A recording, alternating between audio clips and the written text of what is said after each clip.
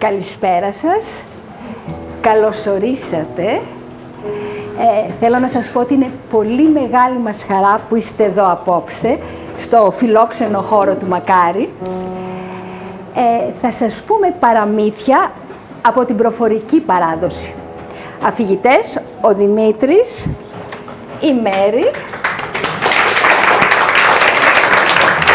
και στο πιάνο η Βαλήσια.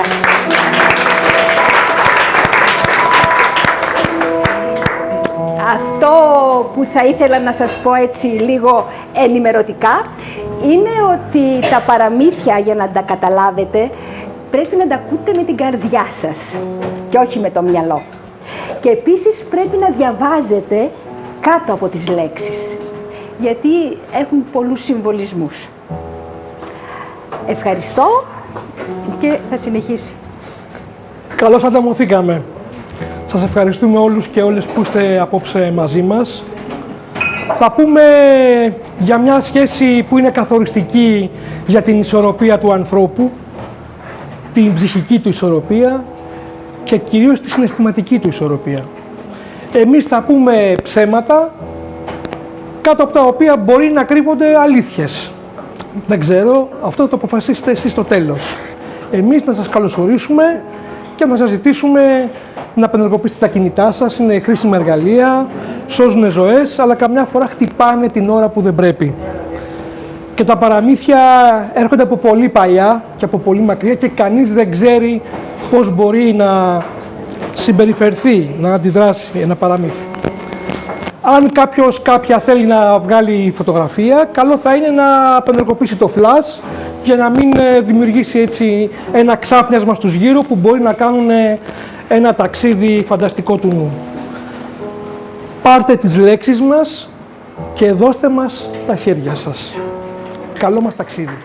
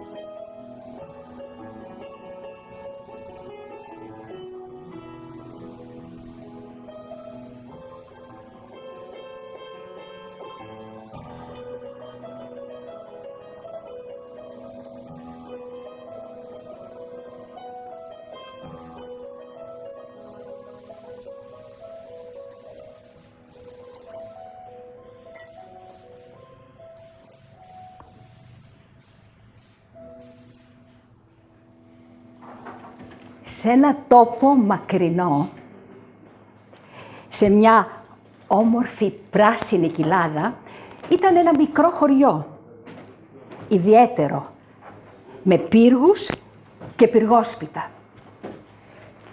Σε εκείνο το χωριό, λοιπόν, ζούσε ένας πολεμιστής, δυνατός και ανδριωμένος. Στο διπλανό χωριό ζούσε μία κόρη. Τη λέγανε Αντάβια, που πάει να πει φωτεινή. Καλή ώρα. Αυτή η κόρη ήταν όμορφη και περήφανη, σαν άγρια λαφίνα. Ένα πρωί, λοιπόν, ξεκίνησε ο πολεμιστής και βρέθηκε στο διπλανό χωριό και πήγε να πιει νερό στην πηγή που ήταν εκεί στο έμπα του χωριού και την αντίκρισε. Έμεινε ακίνητος, γιατί τον τύφλωσε το φως της. και τον τρέλανε και η λιγεράδα της.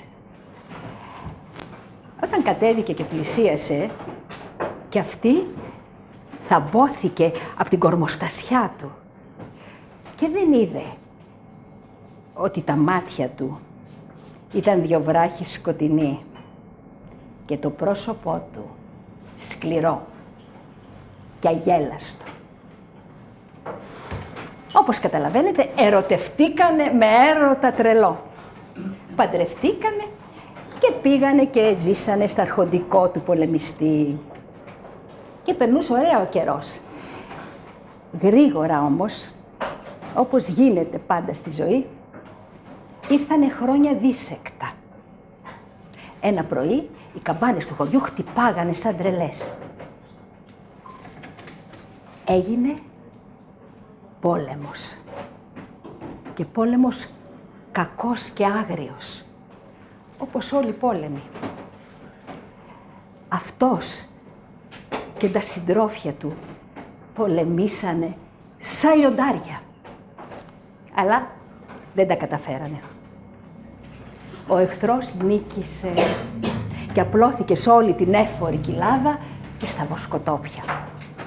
Αυτοί οι κυνηγημένοι πήρανε τα βουνά. Ο πολεμιστής όμως δεν ήθελε να φύγει σαν κυνηγημένος. Πήρε τη γυναίκα του και πήγανε σε ένα μέρος πέρα από το χωριό, απάτητο, το μεγάλο Φαράγγι. Εκεί ήτανε μία χαράδρα βαθιά και απόκρημνη και κάτω ένας άγριος χήμαρος και από την άλλη μεριά ένας βράχος ίσα με τον ουρανό και το μονοπάτι στο χείλος του γκρεμού. Αυτός όμως ήξερε ένα μυστικό πέρασμα που οδηγούσε σε μια μεγάλη απλωσιά και είχε και μια πηγή. Και εκεί της έκτισε ένα πέτρινο σπίτι. Ο πολεμιστής δεν ήξερε να κάνει άλλη δουλειά, παρά μονάχα πόλεμο, και αυτό συνέχισε να κάνει. Έγινε κλέφτης και έκλεβε τα κοπάδια, τα πρόβατα ή τα λόγατα από τον εχθρό. Και έτσι ζούσανε από το πλιάτσικο που έκανε στο βιός του εχθρού. Ο κλέφτης αυτός έγινε ξακουστός σε ολόκληρο τον τόπο. Οι εχθροί τον τρέμανε και οι δικοί τον καμαρώνανε. Αλλά όλοι, και οι εχθροί και οι δικοί, είχαν την ίδια απορία. Ποιο ήταν το μυστικό του? Πώς τα κατάφερνε δηλαδή να περνάει μαζί με το κοπάδι που είχε κλέψει και τους εχθρούς από πίσω να τον κυνηγάνε μέσα στη νύχτα, στα στενά της χαράδρας, δίπλα στον γκρεμό, και να φτάνει στο σπίτι του σώος και αλόβητος. Η αλήθεια είναι ότι υπήρχε ένα μυστικό και αυτό κρυβότανε στα χέρια της Αντάβγειας, που όταν τα άπλωνε πλημμύριζε ο τόπος φως. Έτσι λοιπόν, όταν γύριζε αυτός, της φώναζε από μακριά, αυτή έβγαινε στο πιο ψηλό παραθύρι και άπλωνε τα χέρια της. Πέρναγε αυτός με τη λία του ό,τι είχε κλέψει και μόλις πέρναγε, τα κλείνε τα χέρια. Έτσι, τους εχθρούς τους ρουφούσε το μαύρο σκοτάδι ή η χαράδρα.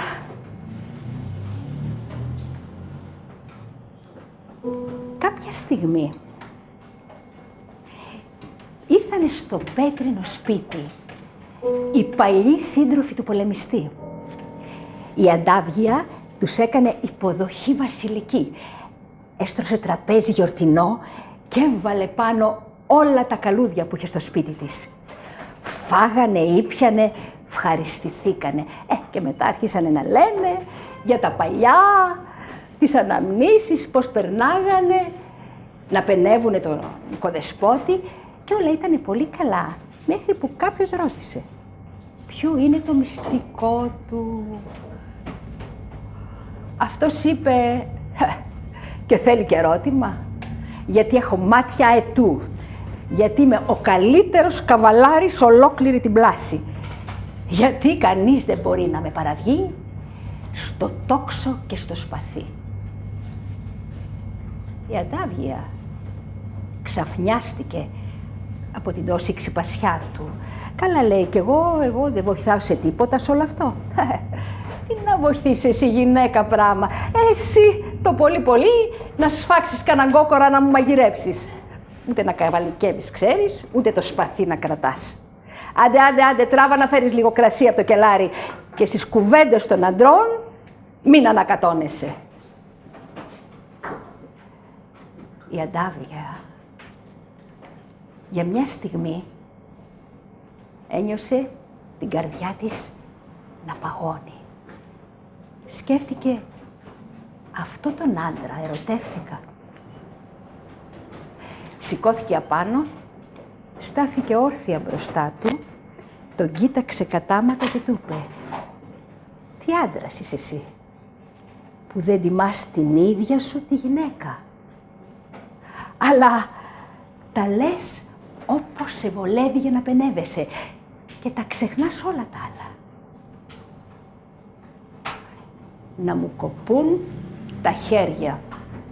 Αν σε βοηθήσω άλλη φορά, να βγεις από το σκοτάδι. Αφού είσαι τόσο ικανός όσο λες, την άλλη φορά που θα γυρίσεις, βρες το δρόμο μόνος σου. Ποιος είδε το Θεό και δεν τον εφοβήθηκε. Σηκώθηκε αυτός απάνω και δίνει μία στο τραπέζι και χυθήκαν όλα κάτω. Πιάτα, φαγητά, κρασιά. Τώρα θα δεις ποιος είμαι.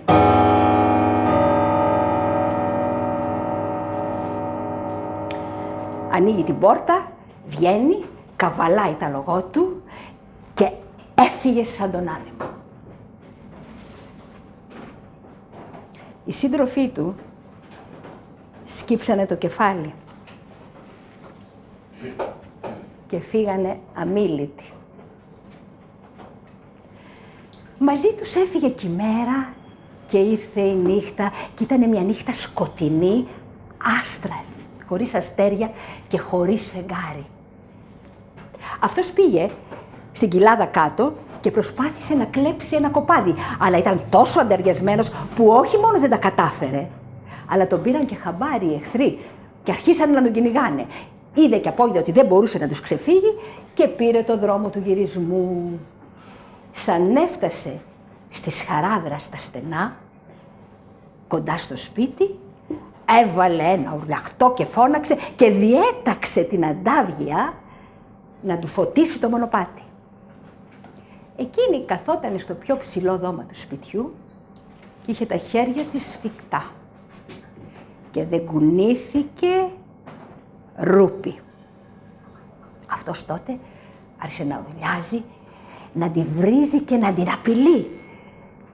Αυτή τίποτα. Και ξαφνικά έγινε απόλυτη ησυχία. Η γυναίκα ταράχτηκε. Κατέβηκε κάτω, βγήκε στο μονοπάτι, άπλωσε τα χέρια της από εδώ, από εκεί, μέχρι πέρα μακριά. Δεν υπήρχε ούτε άλογο, ούτε καβαλάρης. Αλλά φιασμένη τότε, έριξε τα χέρια της στη Χαράδρα. Και τον είδε. Μια ακίνητη, σκοτεινή κουκκίδα. Έβγαλε φωνή μεγάλη και σαν το τρελό κατσίκι άρχισε να κατεβαίνει και να κατεβαίνει και να κατεβαίνει. Μέσα στα βράχια της κόψαν τα πόδια, τα φορέματά της σκιστήκανε, δεν σταμάτησε λεπτό. Σαν έφτασε κάτω στη Χαράδρα, είχε πάρει να ξημερώνει. Τον πήρε αγκαλιά και 3 μέρες και 3 νύχτες ούτε έφαγε, ούτε ήπιε. Παρά τον έκλαιγε και τον μυρολογούσε.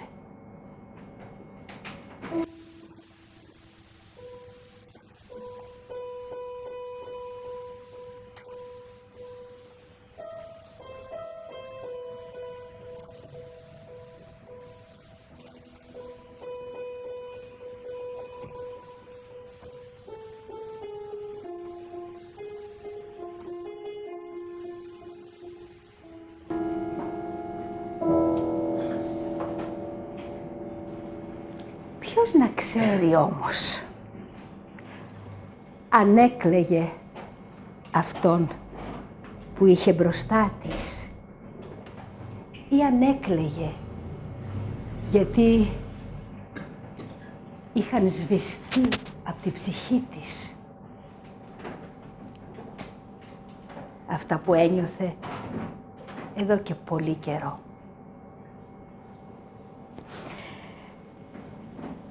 Με ό,τι βρήκε εκεί στην όχθη, άνοιξε έναν τάφο, της πήρε ώρες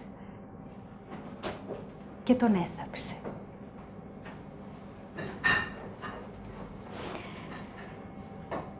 Καθότανε και έμεινε εκεί, στην όχθη, δεν ξέρουμε πόσο. Ξαφνικά, μέσα στη σιωπή της ερημιάς, ακούστηκε ένας καλπασμός. Γυρίζει και κοιτάει και ήταν ένας καβαλάρης πάνω στα λογό του. Της φάνηκε ότι ήταν ο άντρας της και πισωπάτησε. Όταν αυτός πλησίασε και κατέβηκε κάτω, είδε ότι τα μάτια του ήταν χαμογελαστά και το πρόσωπό του ήταν μερεμένο. Και εκεί κατάλαβε ότι ήταν ένας ξένος. Τη ρώτησε αν θέλει βοήθεια και ποιος είναι ο καημός της και το κλάμα της αντυχεί στα βουνά. Δεν μπορείς να κάνεις τίποτα για μένα, του λέει. Τράβα το δρόμο σου. Μα, λέει αυτός, μια γυναίκα μόνη της κάτω στη χαράδρα θέλει τη βοήθεια ενός άντρα για να ανέβει. Άλλες γυναίκες μπορεί. Εγώ, σαν το θελήσω, θα ανεβώ μονάχη μου. Καλά, λέει αυτός, όπως θέλεις. Φεύγω, καβάλισε τα λογό του, αλλά θα ξανάρθω. Και μπήκε στο ποτάμι και ξεκίνησε να περάσει στην αντιπέρα όχθη. Αυτή δεν τον άφησε από τα μάτια της και δεν ήξερε και γιατί. Τον κοίταζε συνέχεια, ώσπου κάποια στιγμή χάθηκε εκεί μέσα στα κύματα και έβγαλε μια φωνή. Αλλά αυτός ξαναεμφανίστηκε και της κούνησε το χέρι να την καθησυχάσει και πέρασε απέναντι. Η Αντάβια έμεινε πολλές ώρες σκεπτική. Δεν ήξερε τι της συμβαίνει. Κάτι σκύρτησε στην καρδιά της. Βέβαια, εδώ, πολλοί θα πείτε αυτό που λέει ο λαός στις 9 του Μακαρίτη και τα λοιπά και τα λοιπά. Είναι όμως αυτό ή μήπως μετά από πολύ καιρό γεννήθηκε μέσα της η επιθυμία να ζήσει ξανά και αυτή τη φορά αληθινά.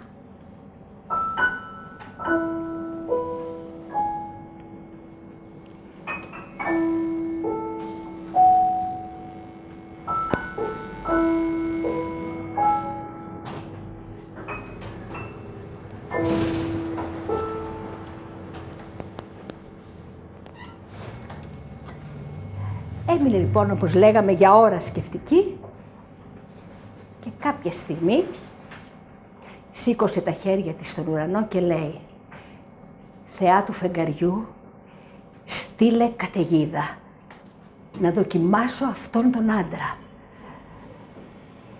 Βόηθησέ με, Θεά, σε παρακαλώ, να δω αν είναι αντριωμένος». Δεν πρόλαβε να αποσώσει τα λόγια της κι άρχισαν, λες και ανοίξανε οι κρουνοί του ουρανού. Έβρεχε, άστραφτε, βροντούσε. Αυτή μουσκεψε μέχρι το κόκαλο και τουρτούριζε πάνω από το μνήμα. Και ξαφνικά ένιωσε μια ζέστα να την πλημμυρίζει.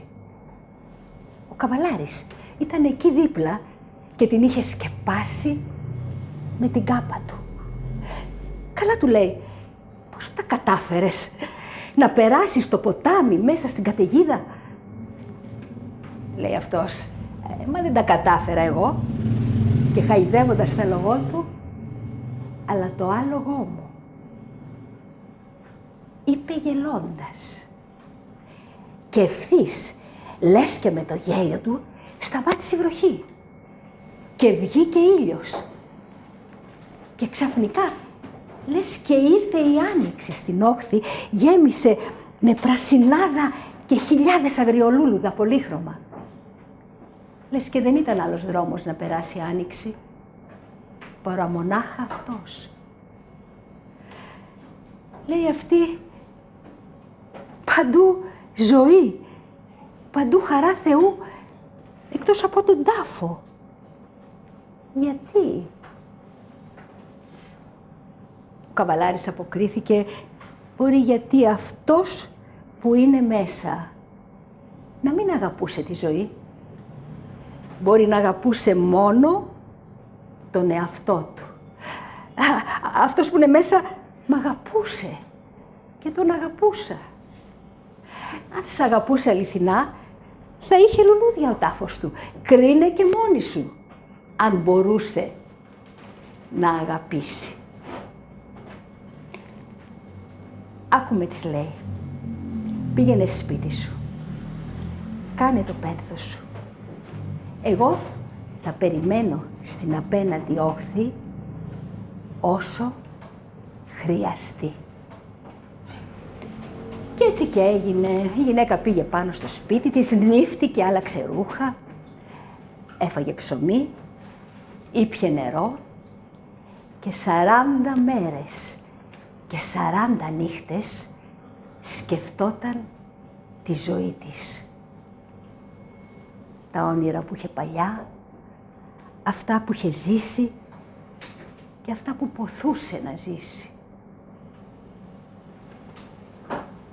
Στο τέλειωμα της τελευταίας νύκτας, βγήκε στο παραθύρι της και άπλωσε τα χέρια της και πλημμύρισε με φως όλη η χαράδρα.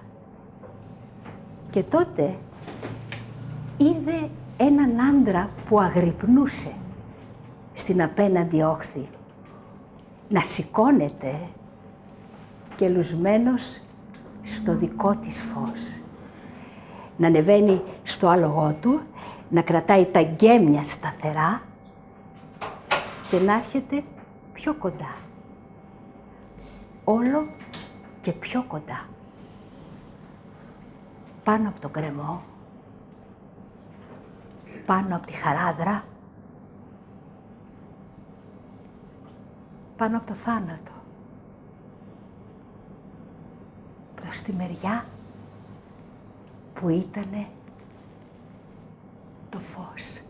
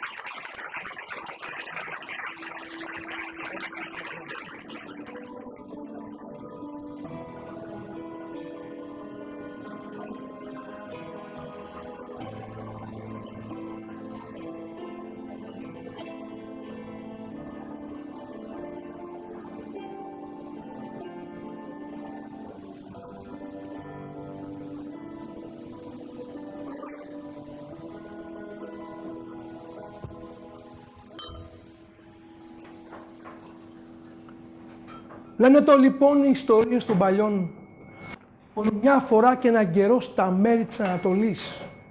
Ήτανε, λέει, ένα βασίλειο. Και σε εκείνο, λέει, τον τόπο, βασίλευε ένας άνθρωπος που γι' αυτόν κακό δεν ακούστηκε κανένα. Λένε πως κυβέρνησε του λόγου του εκείνο τον τόπο με σύνεση και με σοφία. Ποτέ του δεν αδίκησε κανέναν. Σαν ο λαός του είχε την ανάγκη του, αυτός έστελνε τους ανθρώπους του. Τέτοιους βασιλιάδες μόνο στα παραμύθια μπορεί κανείς να συναντήσει. Ο τόπος του, λένε, πόλεμο δεν εγνώρισε ποτέ. Ο κόσμος δούλευε και πέρναγε καλά. Και αυτός, λένε πάλι, τα είχε όλα. Είχε μια βασίλισσα που πολύ την αγαπούσε από μικρό παιδί. Είχε το λαό του που άνοιγε την αγκαλιά του σε αυτόν τον βασιλιά. Είχε τις αποθήκες του ξέχυλες μ' όλων των λογιών τα γεννήματα. Οι κάμαρές του γιωμάτες με σεντούκια ξεχύλιζαν από χρυσάφι, να χάνει ο κόσμος το μέτρημα του παρά. Κι όμως, λένε, θα μου πείτε, τα είχε όλα? Δεν τα είχε όλα. Γιατί λένε πως όπως όλοι οι άνθρωποι, έτσι κι αυτός που ήταν του λόγου του Κοντζάμ βασιλιάς, είχε ένα γκαημό μεγάλο. Δεν είχε παιδιά.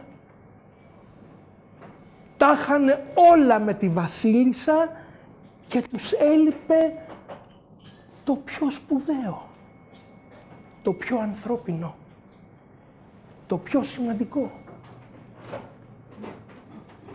Λένε πως παρακαλούσαν 9 ολόκληρα χρόνια παρακάλια και προσευχή. Προσευχή και παρακάλια. Δεν ήταν ένας χρόνος, δεν ήταν μήτε 2, μήτε 3. 9 ολόκληρα χρόνια. Παρακάλια και προσευχή. Λένε πως στον 10ο επάνω χρόνο, μια μέρα, η βασίλισσα, είχαν περάσει πια τα χρόνια και για τους δυο. Εκείνος ο βασιλιάς είχε αρχίσει να καταλαβαίνει το χρόνο να του βαραίνει την πλάτη. Το ίδιο καταλάβαινε και η βασίλισσα. Μα μια μέρα όμως που δεν ήταν σαν τις άλλες, κάτι, λέει, κατάλαβε αυτή να κουνιέται στη κοιλιά της. Κι ύστερα ήρθε μια λιγοθυμιά, κι ύστερα ένα ανακάτεμα και φώναξαν τους γιατρούς του παλατιού. Και ξέρετε τι είπαν? Η βασίλισσα στα χρόνια που κουβάλαγε ήτανε, λέει, του λόγου της γκαστρωμένη. Χαρές και πανηγύρια. Το μαντάτο, λέει, ακούστηκε όχι μονάχα στο παλάτι, αλλά απλώθηκε σε όλες τις γωνιές του τόπου, από την Ανατολή μέχρι τη Δύση και από το Βορρά μέχρι τον Νότο.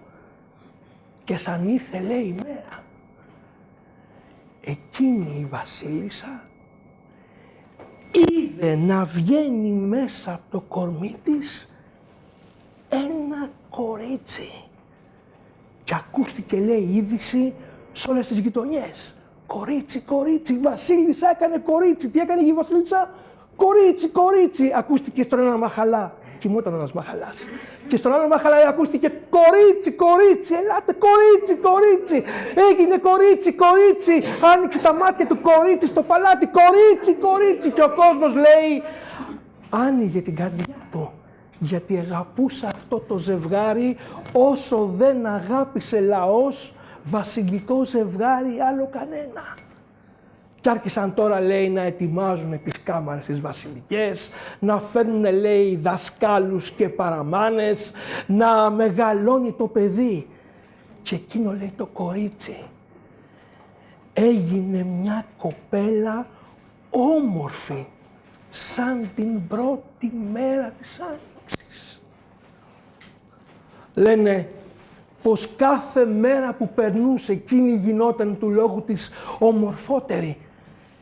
Και δεν ήταν μονάχα πως γινότανε όμορφη εκείνη η κόρη, αλλά με τους δασκάλους που είχε, λέει, κοντά της εκείνος ο βασιλιάς, γινόταν κάθε μέρα όλο και πιο έξυπνη. Κουβέντιαζε, λέει, με τους σοφούς του παλατιού και απαντούσε σ' ό,τι ερώτημα κι αν της έβαζαν. Έκαμε παρέα με όλους στο παλάτι, από τον αξιωματούχο, τον πιο μεγάλο, τη δωδεκάδα των συμβούλων, μέχρι, λέει, τον κυπουρό, τα δουλικά, τους μουσικούς, τους μαγείρους. Την αγαπούσαν όλοι κι όλοι την είχαν μέσα στην καρδιά τους. Πέναγε, λέει, τώρα ο καιρός και εκείνος ο βασιλιάς απόκτησε άλλον καημό. Γιατί λένε οι ιστορίες των παλιών σε εκείνο τον τόπο πως αν ήρθε, λέει, ο καιρός που αρχίζουν τα νιάτα να ζητάνε το τέρι τους, την πόρτα του παλατιού δεν τόλμησε να τη χτυπήσει μήτε ένας. Όλα τα παλικάρια κοιμόντουσαν και ξυπνούσαν με έναν φόβο. Μήπως τη συναντήσουν στον δρόμο και τους πιάσει την κουβέντα. Δεν ήταν μονάχα που φοβούνται οι άντρες τις όμορφες. Φοβούνται και αυτές που το μυαλό τους κόβει σαν ξηράφι. Και αυτό είναι αλήθεια, δεν είναι παραμύθια. Περίμεναν να χτυπήσουν τις πόρτες του παλατιού τα προξενιά και δεν χτυπούσε η πόρτα. Πέρναγε, λέει, ο καιρός και ο πατέρας τώρα είχε καινούριο καημό. Και η βασίλισσα καινούριο καημό. Είχανε την κόρη που θέλανε, μα η κόρη αυτή απόμενε μονάχη. Μια μέρα, λέει, την φωνάζουν οι δυο τους, ο βασιλιάς και η βασίλισσα, την κάθισαν απέναντί τους και της είπανε, κόρη μας, θαρούμε κι οι δυο πως ήρθε η ώρα σου να βρεις το τέρι μοναχή σου. Μην περιμένεις να σου χτυπήσουν βασιλόπουλα και πρίγκιπες στην πόρτα. Αυτοί είναι για άλλα. Ξέρουνε μονάχα από φιγούρα, από γλέντια και αγώνες. Σαν θες να βρεις αυτόν που θα αγαπήσεις, πρέπει να ψάξεις μοναχή σου. Και πώς θα καταλάβω, λέει αυτή η πατέρα, πώς θα βρω αυτόν που μου ταιριάζει, αυτόν που θα αγαπήσω? Θα το καταλάβει, κόρη μου, η καρδιά σου μοναχή της και θα σου δώσει σημάδια που μόνο εσύ θα μπορέσεις μέσα σου να νιώσεις. Άντε, λέει, τώρα, πάρε τους ανθρώπους σου παρέα και φύγε από το παλάτι. Λένε πως εκείνη η κόρη κίνησε με συνοδεία ξεχωριστή. Με συνοδεία τους καλύτερους και τις καλύτερες του παλατιού. Φύγανε, λέει, πάνω στα λόγατα και ταξίδεψαν μέρες, ταξίδεψαν εβδομάδες, πέρασαν μήνες. Μπήκε, λέει, αυτή σε όλες τις πολιτείες, πέρασε από όλα τα παζάρια, μπήκε σε όλα τα μεγάλα τα σχολιά, βρέθηκε, λέει, από γλέντι σε γιορτή και από γιορτή σε πανηγύρι. Είδε, λέει, παλικάρια που κυνηγούσαν τα αγριογούρουνα μέσα στα δάση, είδε ανθρώπους να ψαρεύουν μέσα σε βάρκες, είδε παλικάρια να χτίζουν σπίτια, είδε, λέει, ανθρώπους να μονομαχούνε. Μα την αγάπη που ζητούσε μέσα στην καρδιά της δεν την βρήκε. Κι έτσι, λέει, σαν πέρασε καιρός, πήρε το δρόμο του γυρισμού. Κι ήτανε, λέει, τότε που μια μέρα σε ένα ποτάμι πάνω σε μια γέφυρα κόσμος πολύς προσπαθούσε να περάσει από τη μια πλευρά του ποταμού να πάει στην άλλη όχθη αντίπερα. Κόσμος πολύς.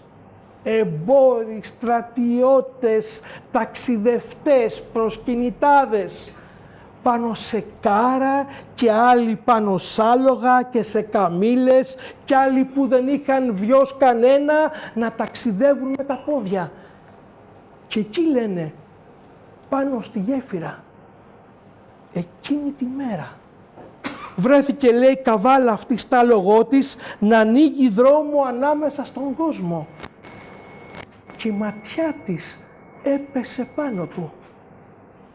Ήταν, λέει, αυτός ένα παλικάρι από τα λίγα. Πάνω στον ώμο του κρατούσε έναν γέροντα τυφλό. Η ματιά της έπεσε πάνω του. Εκείνος, σαν αποτύχει, κανείς δεν ξέρει γιατί είναι παραμύθι, σήκωσε τα μάτια του την ώρα που τον κοίταζε. Κι όσα λένε τα μάτια, δεν τα λένε οι κουβέντες όλου του κόσμου μαζεμένες. Κίνησε, λέει, αυτή και έφυγε και πέρασε το γεφύρι και φτάνει στο παλάτι, ξεκαβαλικεύει το άλογο και πάει στον πατέρα της. «Πατέρα, μάνα, τον βρήκα. Τον βρήκα αυτόν που μίλησε μέσα στην καρδιά μου. Τον κατάλαβα από τον τρόπο που με κοίταξε. Έτσι τον κοίταξα κι εγώ». «Ποιος είναι», λέει, αυτός, κορίτσι μου?» Λέει εκείνος ο πατέρας. Και έστειλε, λέει, τους ανθρώπους του να ρωτήσουν για εκείνο το παλικάρι. Και έψαξαν, λέει, αυτοί να βρούνε του λόγου του από πού κρατάει η σκούφια του, ποιος είναι, από πού έρχεται και τι γυρεύει σε εκείνο το βασίλειο. Και οι άνθρωποι του, κρυφοί και φανεροί, έψαξαν και ρώτησαν και ζήτησαν και βρήκαν όλα αυτά που έπρεπε να ακουστούν μέσα στη μεγάλη σάλα του παλατιού. Ήτανε, λέει, αυτός ο γιος ενός βασιλιά. Ενός βασιλιά που τώρα τυφλός έπαιρνε το δρόμο της προσφυγιάς. Γιατί, λέει, με πονηριά, με συνωμοσία τον έδιωξαν από τον τόπο που διαφέντευε και τώρα, λέει, χρόνια πολλά ήταν του λόγου του στους δρόμους. Μα σαν όμως λένε οι ιστορίες των παλιών, ακούστηκε το όνομα εκείνου του παλικαριού, μια φωνή από τη δωδεκάδα των συμβούλων ακούστηκε σε όλο το παλάτι. «Όχι, όχι, όχι, σας λέω, όχι, όχι αυτόν, όχι, να διαλέξει όποιον άλλο θέλει, όχι αυτόν, όχι αυτόν». Όλοι ταράχτηκαν, κοιτάχτηκαν μεταξύ τους. «Τι τρέχει», λέει ο βασιλιάς, «γιατί φωνάζεις έτσι?» Και μέσα, λέει, από τη δωδεκάδα των συμβούλων βγήκε ένας, ο πιο γέρος, ο πιο σοφός ανάμεσα σε ίσους. «Βασιλιά μου», λέει, «να με συμπαθάς, μα είναι γραμμένο στα βιβλία μας πως είναι», λέει, «ένας γιος βασιλιά τυφλού που έχασε το βασίλειό του και είναι γραμμένο στα βιβλία εδώ και χρόνια πολλά πως τον πρώτο χρόνο που θα παντρευτεί είναι γραμμένο του λόγου του να σβήσει. Ας διαλέξει όποιον άλλον θέλει, όχι αυτόν». Γυρίζει, λέει, εκείνη την ώρα ο βασιλιάς. Κοιτάζει τη βασίλισσα. Κι ύστερα και οι δυο τους γύρισαν και κοίταξαν την κόρη τους. Και της είπανε, «Κορίτσι μας, να χαρείς. Είχαμε έναν καημό να αποκτήσουμε παιδί. Κάναμε δεύτερο καημό να σε δούμε κάποιον να αγαπάς, να σε αγαπήσει. Μα τώρα αυτό το πράγμα να μας κερνάς τέτοιους καημούς, σε παρακαλούμε, διάλεξε έναν άλλον, όποιον θέλεις. Ας κρατάει η σκούφια του από που να είναι, μονάχα αυτόν να μην διαλέξεις». Εκείνη όμως είχε πάρει, λέει, την απόφασή της, γυρίζει, τους κοιτάζει και λέει, «Μαζί του ή για μια ζωή ή για μια στιγμή. Η καρδιά μου έχει αποφασίσει.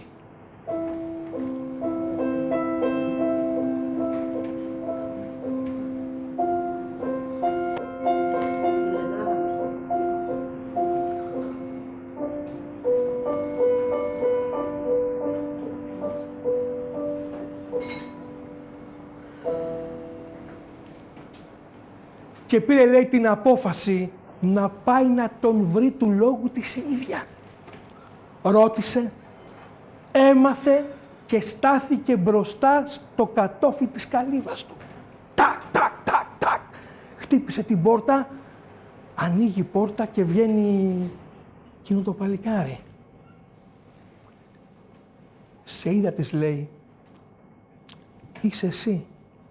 Και από εκείνη τη μέρα σε βλέπω κάθε βράδυ μες στον ύπνο μου και έχω χάσει τα λογικά μου. Του λέει αυτή, έλα να ζήσουμε παρέα. Σε θέλω δίπλα μου τέρι ξεχωριστό. Έλα να ζήσουμε παρέα τη ζωή μας. Λέει αυτός, δεν θα μπορούσα να σ' αρνηθώ.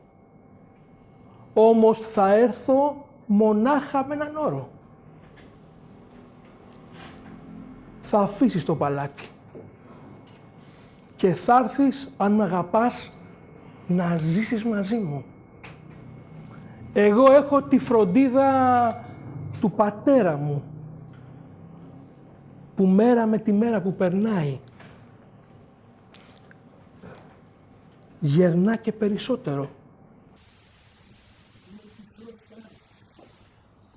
Με έφερε στη ζωή, του τα χρωστάω όλα και έχω πάρει όρκο να τον υπηρετήσω. Αν με αγαπάς λοιπόν, άσε το παλάτι, άσε την καλοπέραση, άσε τα λούσα, άσε τα πλούτη, άσε τους υπηρέτες, τους χορούς και τα πανηγύρια και άμα αντέχεις, έλα να ζήσουμε μαζί.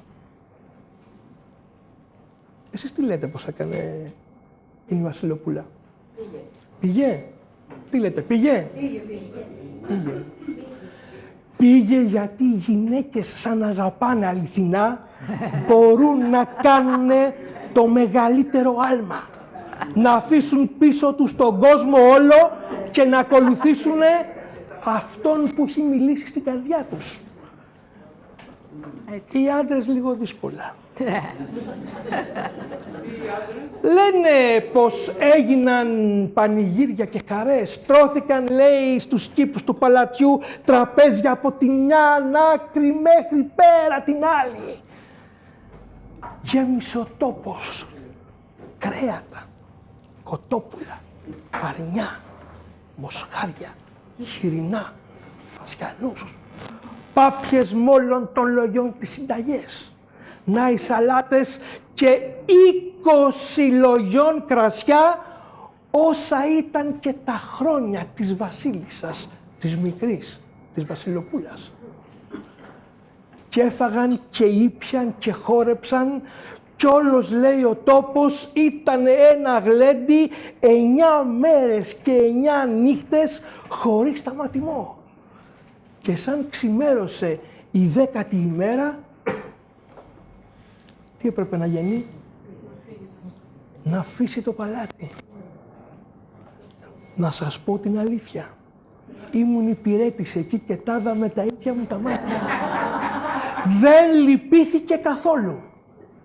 Παραμονάχα, λέει, του άπλωσε το χέρι και εκείνος την πήρε και κίνησαν να πάνε μαζί με τον πατέρα του να ζήσουν σε μια καλύβα στην άκρη της πολιτείας.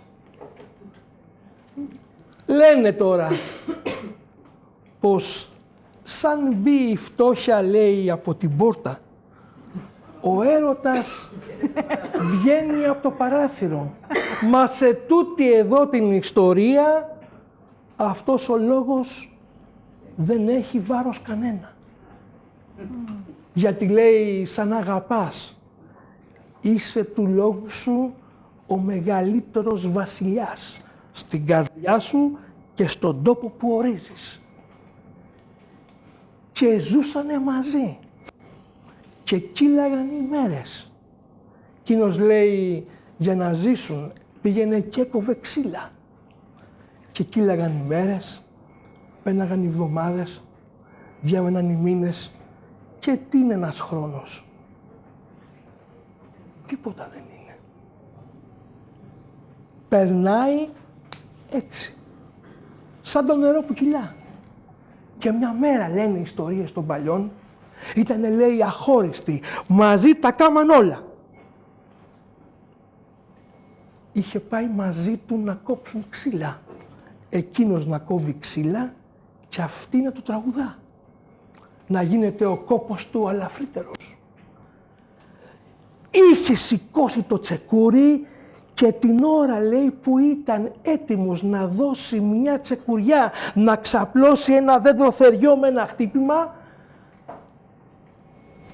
σαν να χάσε τη δύναμή του. Του φύγε το τσεκούρι από τα χέρια και εκείνος, λέει, έκλεισε τα μάτια του και έπεσε στα ζερβά.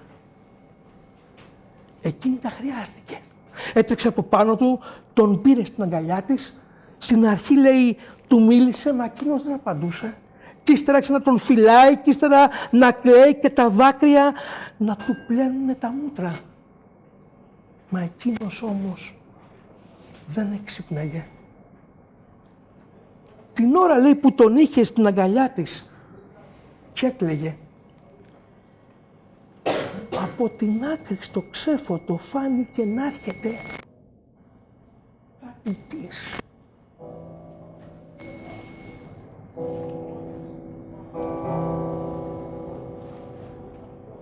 Κοιτάζει αυτή.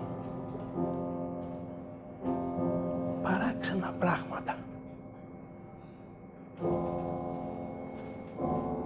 Πρώτη φορά, λέει, αυτή βλέπω πλάσμα να περπατάει, μα τα ποδάρια του να μην πατούν στο χώμα.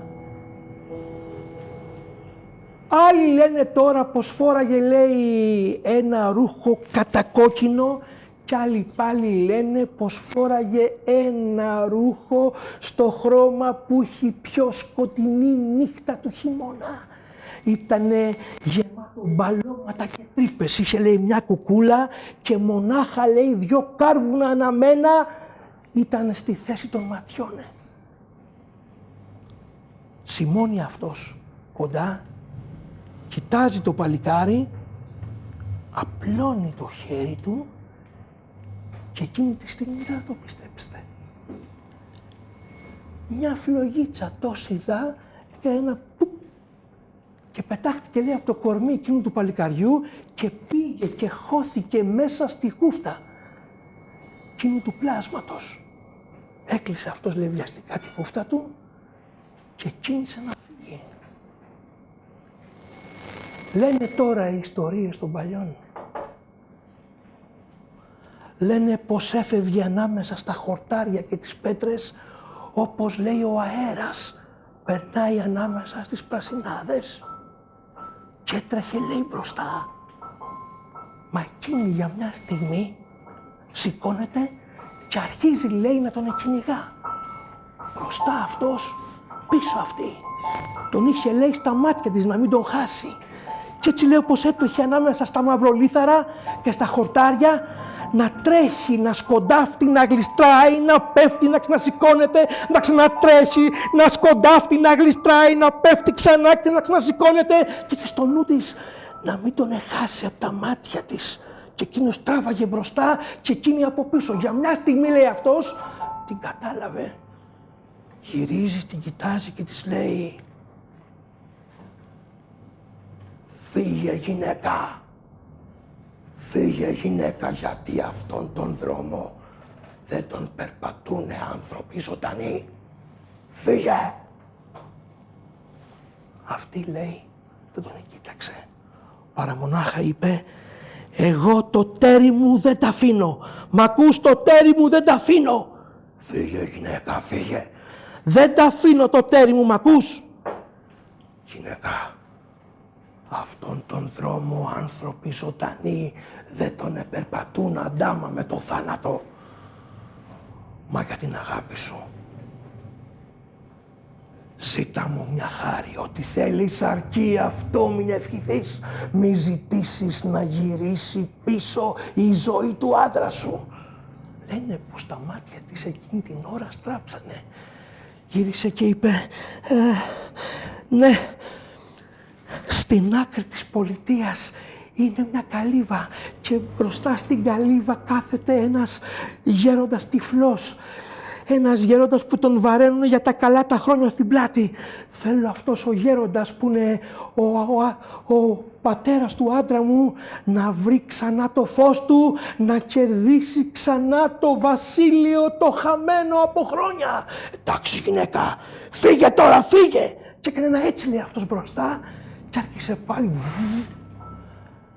να περνάει ανάμεσα στα χορτάρια σαν αέρας. Εκείνη όμως δεν τον άφησε. Σηκώθηκε και ρίχτηκε ξοπίσω του. Να τρέχει, να τον προλάβει, να τον έχει στη ματιά της, να μην τον χάσει. Έτσι όπως έτρεχε λέει μπροστά, εκείνο το θεριό και αυτή από πίσω. Να τρέχει, να γλιστράει, να σκοντάφτει, να πέφτει, να ξανασηκώνεται, να ξανατρέχει, να σκοντάφτει, να γλιστράει, να ξανασηκώνεται, να ξανατρέχει. Μπροστά αυτός, πίσω αυτή, μπροστά αυτός, πίσω αυτή, πίσω αυτή, μπροστά αυτός να χύνεται σαν τον αέρα. Για μια στιγμή λέει, την κατάλαβε ξαναγυρίζει, την κοιτάζει και λέει «Γυναίκα, γυναίκα φύγε, γυναίκα φύγε αυτόν τον δρόμο, δεν τον περπατάει άνθρωπος ζωντανός δίπλα στο θάνατο, φύγε μ' ακούς?» Εγώ λέει αυτή, πάω όπου είναι η χαρά μου και το τέρι μου δεν τα αφήνω, μ' ακούς? Εκείνος λένε τότε, γυρίζει και της λέει με ένα θυμό «Γυναίκα, τα γραμμένα δεν ξεγράφονται.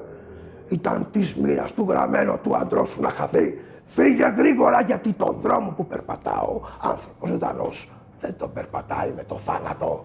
Και χύθηκε λέει μια ακόμα φορά.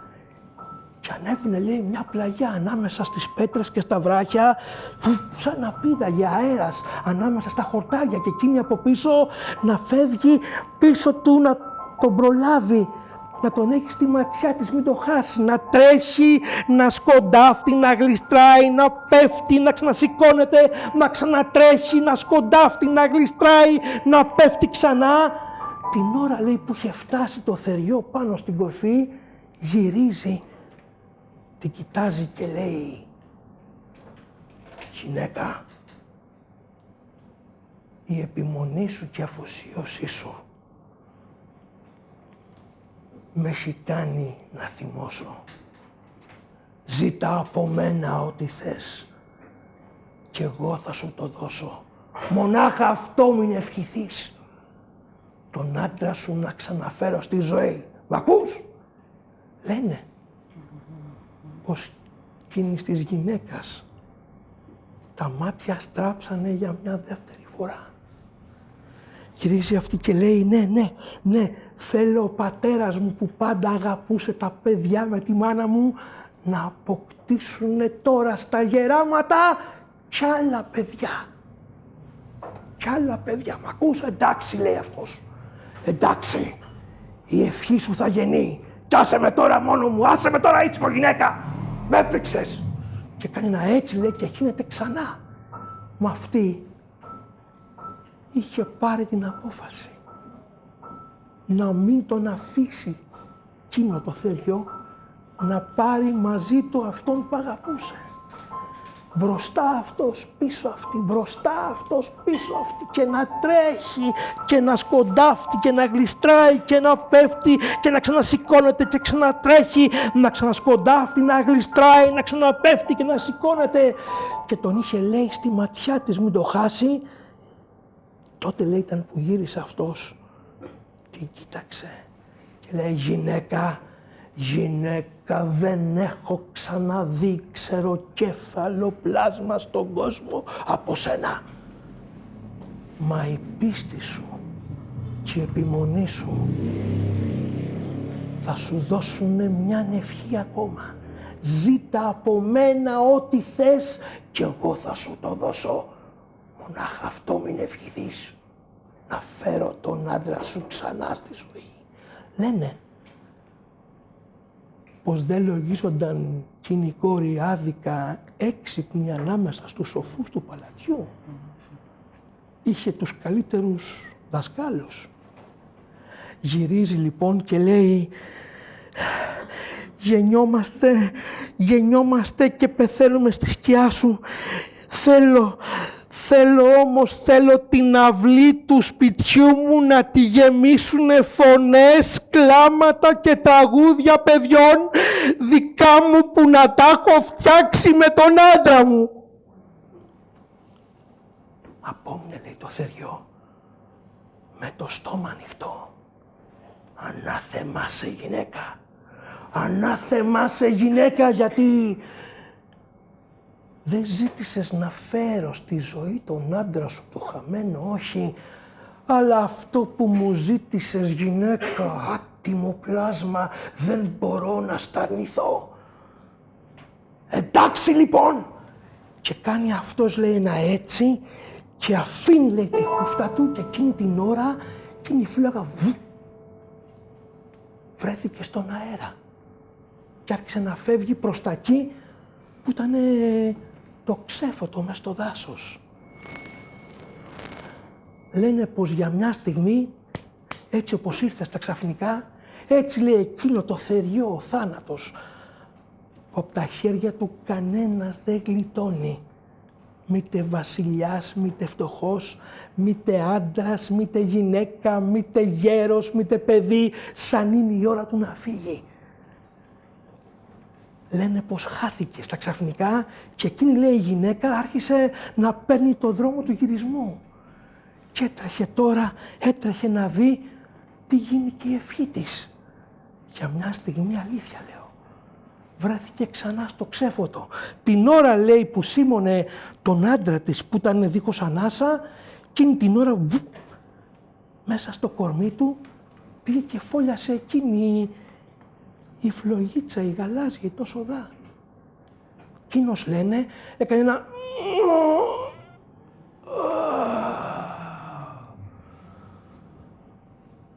Θαρώ πως έβλεπα κάτι όνειρα. Σιμώνει αυτή κοντά και του λέει, του λέει, αγαπημένε, εσύ θα ρεις πως έβλεπες όνειρα με τα μάτια σου κλειστά και εγώ είδα εφιάλτες με τα μάτια μου ανοιχτά. Έλα, του λέει, να γυρίσουμε στο σπίτι, να σου πω μια ιστορία. Και γύρισαν, λέει, στο σπίτι. Και μετά, λέει, από λίγο καιρό, σαν από θαύμα, όπως συμβαίνει συνήθως μονάχα στα παραμύθια, εκείνος ο γέρος, ο πατέρας του παλικαριού, άρχισε σιγά σιγά, λέει, να βλέπει μέσα από τα θολά του μάτια. Κάθε μέρα σαν θαύμα θα ρεις όλο καλύτερα. Και ύστερα, λέει, ήρθανε μαντάτα από το βασίλειο το μακρινό που κάποτε κυβερνούσε, πως εκείνοι που του πήρανε με δόλο και συνωμοσία το θρόνο έχασαν τη δύναμή τους και ο λαός τον ζητάει πίσω. Ο πατέρας της κοπέλας και η μάνα της, η βασίλισσα, λένε τώρα πως έκαμαν πολλά παιδιά ακόμα. Δεν το πιστεύετε, το βλέπω στα μάτια σας. Αλλά ήμουν υπηρέτης στο παλάτι και τα βλέπα όλα να γεννιούνται ένα-ένα. Και εκείνο, λέει, το ζευγάρι είδε μέσα στην αυλή του να μεγαλώνουνε πολλά παιδιά και να πλημμυρίζουν οι φωνές τους ολάκερο τον τόπο. Πότε να κλαίνε, πότε να γελάνε, πότε να τραγουδούν και να φέρνουνε τη ζωή σε εκείνο το σπίτι. Και έζησαν, λέει, χρόνια πολλά. Και έζησαν αυτοί καλά. και όσοι αγαπάνε στα αλήθεια, καλύτερα.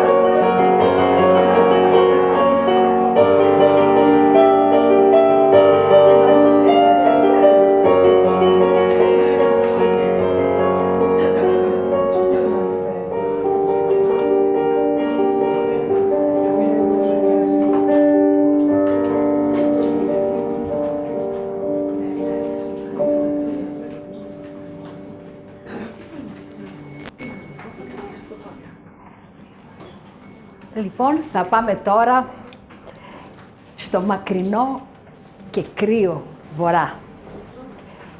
Θα σας πω μια ιστορία από τους Ινουίτ που μένουνε εκεί. Λοιπόν, σε ένα μικρό αλλά πολύ ωραίο ψαροχώρι εκεί στο βορρά ζούσε ένας γέρος μαζί με την κόρη του. Η κόρη του ήταν όμορφη και είχε τα μαλλιά της μακριά και μαύρα σαν το βαθύ σκοτάδι. Αυτή ήτανε λεύτερη και περήφανη και άκουγε μοναχά το λόγο της καρδιάς της. Το λόγο του πατέρα της δεν τον άκουγε. Και γι' αυτό μαλώνανε συνέχεια, αλλά αυτή δεν έκανε ποτέ πίσω. Ο γέρος ήταν κακός και δύστροπος. Κάποια μέρα, κανείς ποτέ δεν έμαθε τι είχε γίνει. Όρμησε ο γέροντας απάνω της, την άρπαξε από τα μαλλιά, την έσουρε κάτω, στα χόρτα και στις πέτρες, μέχρι την άκρη του γκρεμού και από εκεί την πέταξε στη θάλασσα.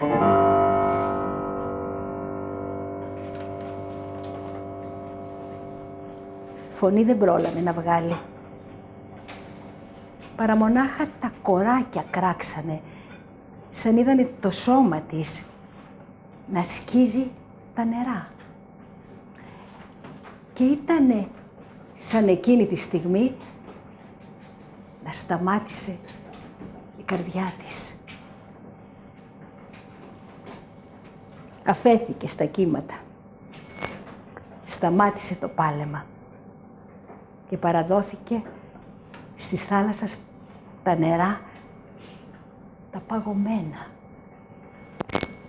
Και βυθιζότανε και βυθιζότανε βαθιά μέσα της. Όπως βυθιζότανε και στις θάλασσας τα βάθη. Όταν έφτασε κάτω, τα πλάσματα του βυθού την περιτριγύρισαν όλα και ήρθαν κι άλλα για να τη δούνε. Και σιγά σιγά αρχίσανε να τρώνε από τη σάρκα της. Και ροκάνιζαν, μέχρι που έμενε γυμνό το κουφάρι της. Και τότε ήρθαν τα φύκια και τη σκέπασαν. Και ήρθαν τα ρεύματα της θάλασσας και την πήραν και την ανούριζαν. Και εκείνη πότε ψιθύριζε τον πόνο της βουβά κι άλλοτε πάλι αφού γκραζότανε τα κύματα που περνάγανε πάνω της και μέσα της ένα-ένα, όπως περνάγανε και οι χρόνοι. Έτσι πέρασε ο καιρός, μα οι σιωπές της μείνανε.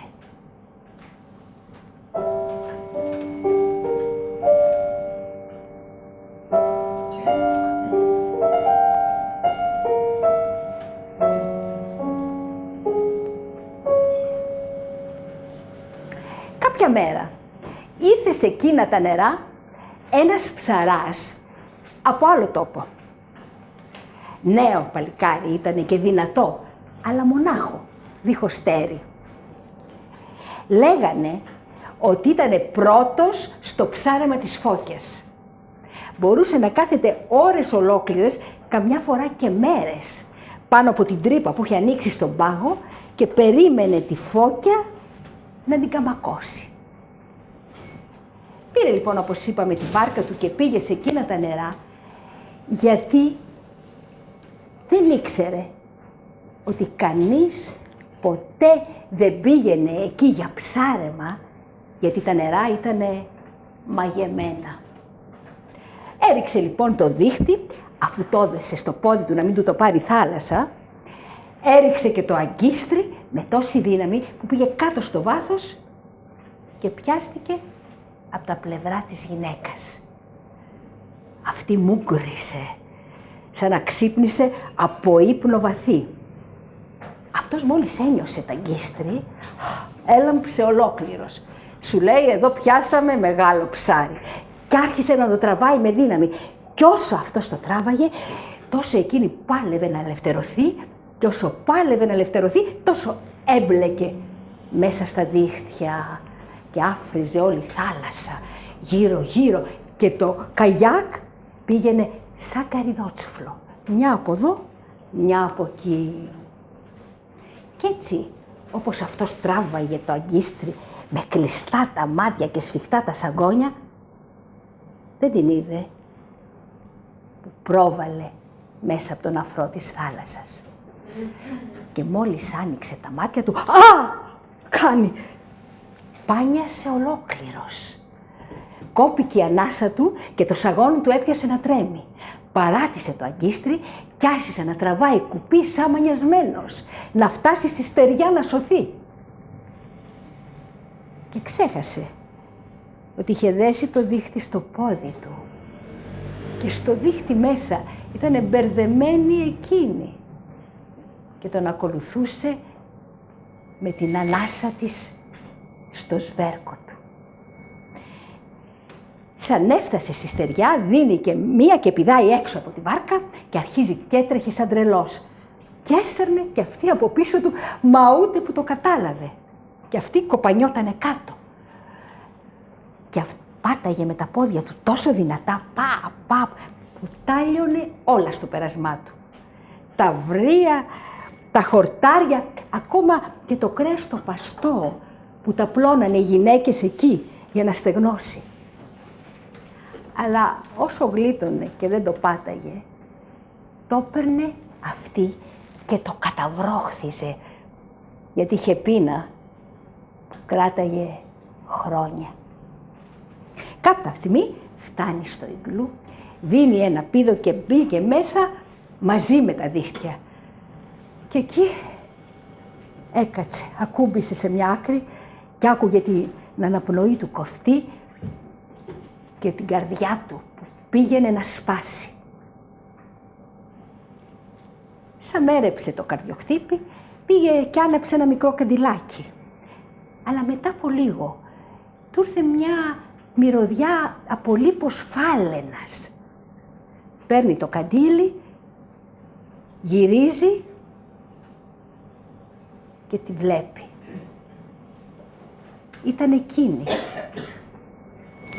Ένας σωρός από κόκαλα. Η λεκάνη μέσα στα πλευρά, το πόδι μέσα στη λεκάνη, τα δάχτυλα πεταμένα. Έτσι όπως την είδε, τις συμπόνεσε. Στο φως του καντελιού του φάνηκε ανθρωπινή και με μιας μέρεψε το πρόσωπό του και γλύκαναν τα μάτια του. Άγγιξε τότε με τα σκληρά, χιλιοσκισμένα του ακροδάχτυλα τα κόκαλά της και της έλεγε λόγια παρηγοριάς. Και μετά άρχισε να τα βάζει όλα στη θέση τους. Τα πόδια της, τη λεκάνη, τα πλευρά, τα χέρια, όλα όπως έπρεπε να τα έχει ένας άνθρωπος. Και αφού τελείωσε, άναψε τη φωτιά να τη δει και έμεινε ευχαριστημένος. Πήρε τότε τη γούνα που είχε από εκείνη την αρκούδα, την πιο μεγάλη που είχε ποτέ αντιπαλέψει, και τη σκέπασε να μην κρυώνει. Και μετά πήγε και χώθηκε κι αυτός μες στο κρεβάτι του, αλλά την κοίταζε συνέχεια, μέχρι που έσβησε η φωτιά και αποκοιμήθηκε.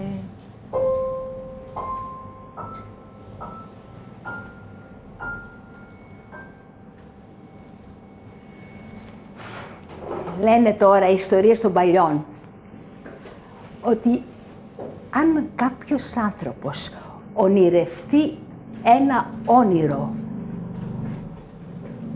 και δει κάτι που πολύ λαχταράει, ένα δάκρυ κυλάει από τα μάτια του. Ποιος ξέρει τι ονειρεύτηκε ο ψαράς και δάκρυσε. Όταν η γυναίκα είδε εκείνο το δάκρυ, ένιωσε να γεννιέται ένας πόθος μέσα της. Να πιει εκείνο το δάκρυ. Πέταξε τη γούνα και άρχισε να σέρνεται σιγά σιγά. Μην τον ξυπνήσει και θυμώσει και αγριέψει και την πετάξει και αυτό στη θάλασσα.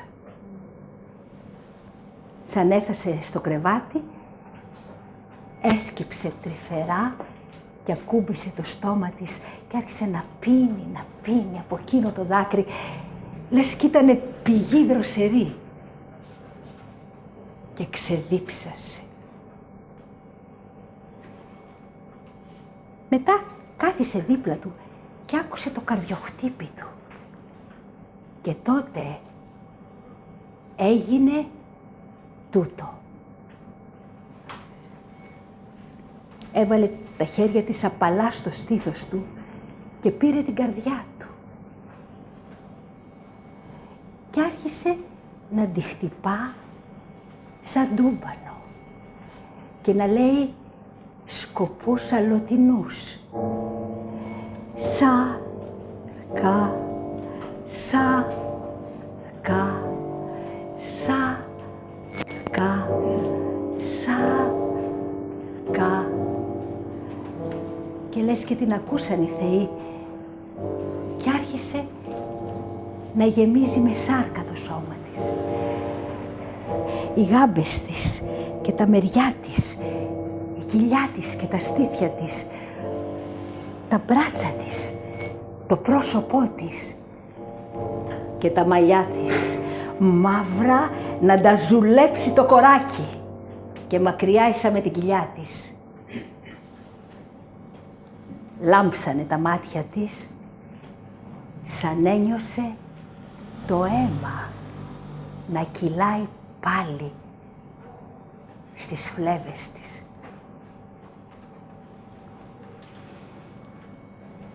Κάθισε πάλι στο κρεβάτι δίπλα και ακούμπησε απαλά την καρδιά στο στήθος του άντρα. Και μετά χώθηκε κι αυτή μέσα στα σκεπάσματα. Και τα κορμιά τους ενώθηκαν και σμίξανε οι ψυχές τους.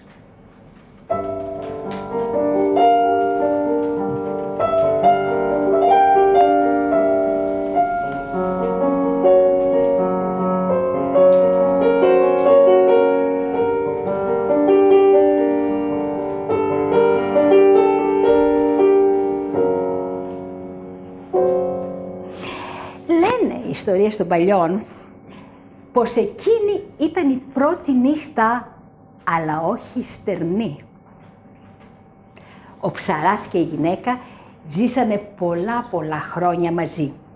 Και όταν εκείνος πήγαινε για ψάρεμα, τα πλάσματα του βυθού του δίνανε καλούδια να τα πάει στην αγαπημένη του.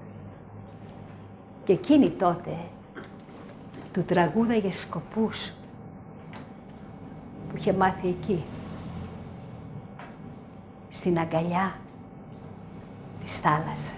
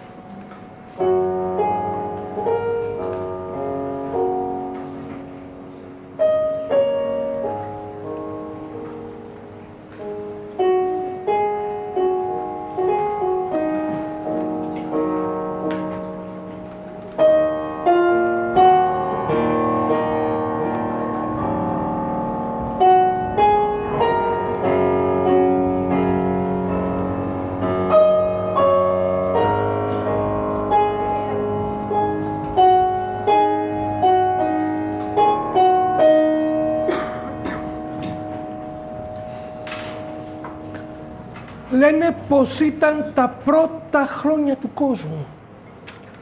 Τότε που ο κόσμος όπως τον ξέρουμε μπορεί να ήταν αλλιώτικος.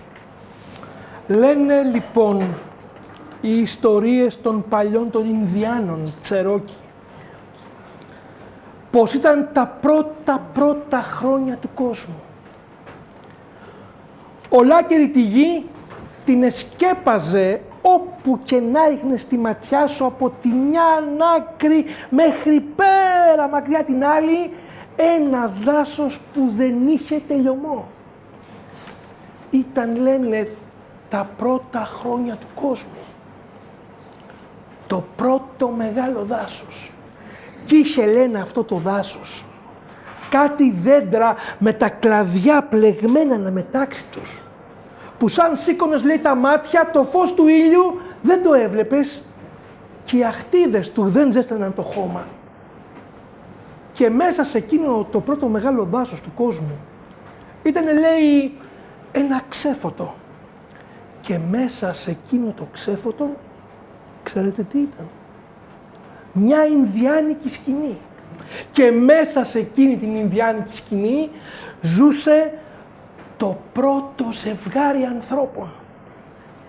Ένας άντρας και μια γυναίκα.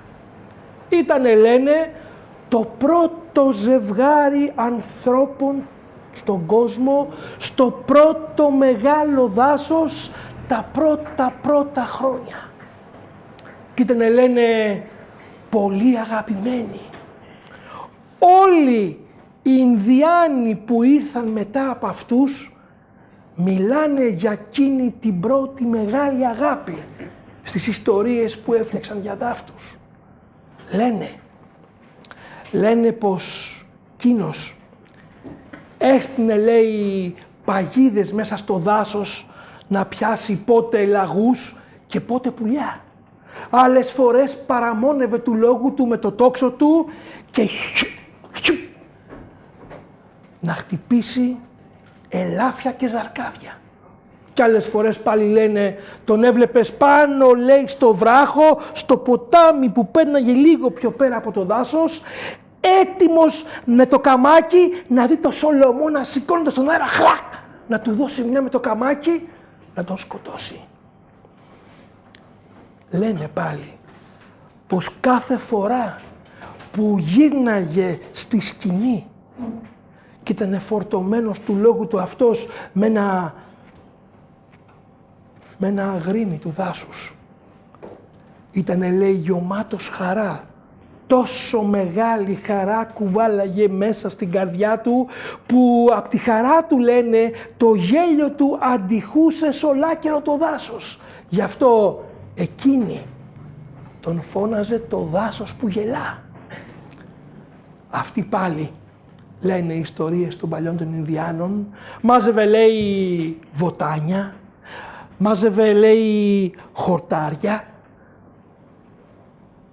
τα χτύπαγε και τα άλιωνε πάνω στην πέτρα με τη γούβα και τα έκανε, λέει, αληφές να τα πλώνουν στα κορμιά τους σαν να αρρωσταίνουνε, να γερεύουνε, να γίνονται καλά. Άλλες φορές μάζευε αυτή, λέει, τα αυγά από τις φωλιές των πουλιών και άλλες φορές δούλευε τα δέρματα από τα αγρίμια που σκότωνε ο αγαπημένος της. Λένε πως κάθε φορά που εκείνος, το δάσος που γελά δηλαδή, την κοίταζε στα μάτια, έβλεπε μέσα στα μάτια της να στράφτει το φως του ήλιου. Γι' αυτό ξέρετε πώς την έλεγε? Μπορείτε να φανταστείτε, καλή κυρία? Όχι.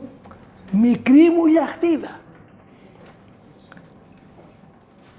Και ήταν, λένε, πολύ αγαπημένη. Όλες οι ιστορίες των Ινδιάνων που ήρθαν μετά από αυτούς μιλάνε για εκείνη την πρώτη μεγάλη αγάπη. Ένα βράδυ, λένε, έξω από την Ινδιάνικη σκηνή, είχε, λέει, επάνω ψηλά στον ουρανό ένα ολόγιομο φεγγάρι και εκείνος την κρατούσε στην αγκαλιά του. Γύρισε και την κοίταξε και της λέει, αγαπημένη μου, σαν τα δικά σου τα μάτια δεν λάμπει απόψε κανένα άστρο του ουρανού. Και ήταν, λένε, πολύ αγαπημένοι. Όλοι οι Ινδιάνοι που ήρθαν μετά από αυτούς μιλάνε για εκείνη την πρώτη μεγάλη αγάπη. Λένε πάλι πως μετά την πρώτη μεγάλη αγάπη τι έρχεται, ξέρετε? Τι έρχεται μετά την πρώτη μεγάλη αγάπη? Η δεύτερη μεγάλη αγάπη. Η δεύτερη μεγάλη αγάπη μπορεί να εκτεθείς. Στην τρίτη που το πετυχαίνει. Αυτό είναι αλήθεια, το βεβαιώνω κι εγώ. Άλλος, άλλη, πείτε, μην τρέπεστε, είναι διαδραστική η σχέση.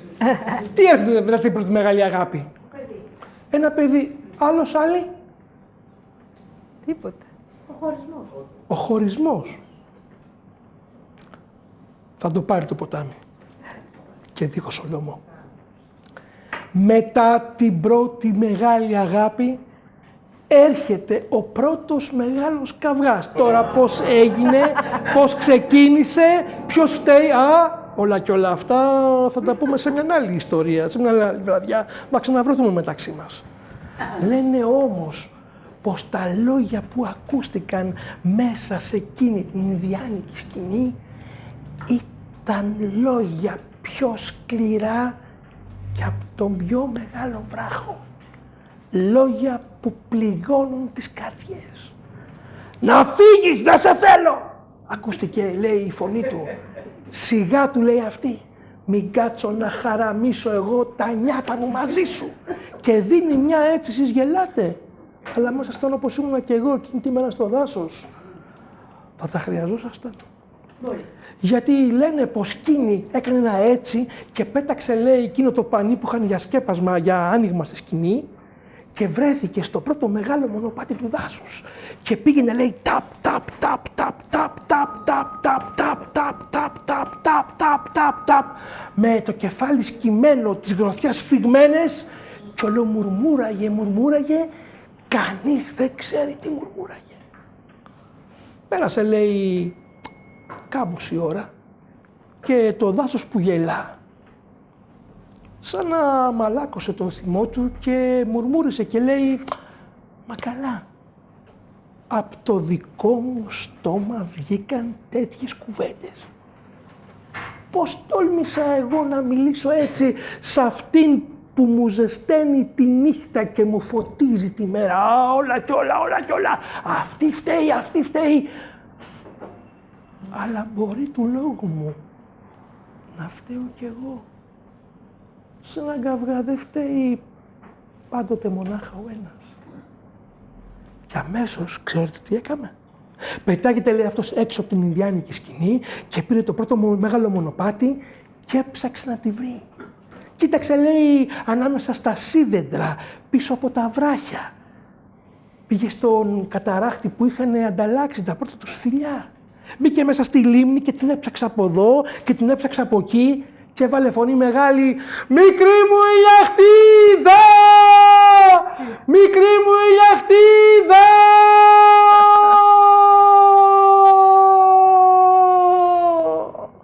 Και η φωνή του έφτασε, λέει, μέχρι την άκρη του δάσους. Μα απόκριση δεν πήρε καμιά. Πάει, λέει αυτός. Αυτό είναι. Μου την εφάγαν τα θεριά και εκείνη την ώρα, σαν όταν, λέει, να ανοίξει η γης, να τον καταπιεί, να χαθεί από τον κόσμο τούτο. Μα την επόμενη στιγμή λένε οι ιστορίες των παλιών των Ινδιάνων πως σαν αναθάρισε και είπε «Θα πάω να βρω το γέρο. Θα πάω να βρω το γέρο να με βοηθήσει να τη βρω». Γέρο, λένε οι Ινδιάνοι, το Θεό τους. Και κίνησε, λέει, αυτός και έτρεξε να πάει να βρει εκεί που θυμόταν του λόγου του πως μέριαζε, λέει, ο γέρος, ο δημιουργός. Τον βρήκε πάνω σε μια πλαγιά. Είχε αυτός, λέει, το κεφάλι του ακουμπισμένο πάνω στο χέρι του και είχε έγνοια μεγάλη σκοτούρα. Ο κόσμος ήταν φρεσκοφτιαγμένος, δεν ήξερε τι πρέπει να αλλάξει και τι πρέπει να κρατήσει. Πώς θα είναι ο κόσμος τις μέρες που θα κυλήσουν, τα χρόνια.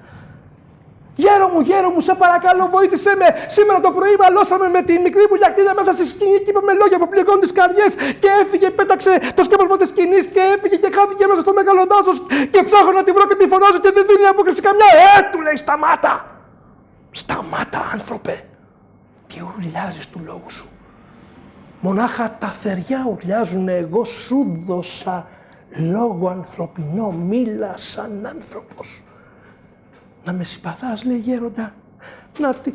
Τι να σου πω, σήμερα το πρωί μάλωσα με τη μικρή μου γιαχτίδα μέσα στη σκηνή. Δεν ξέρω κι εγώ που βρέθηκαν τέτοιες κουβέντες.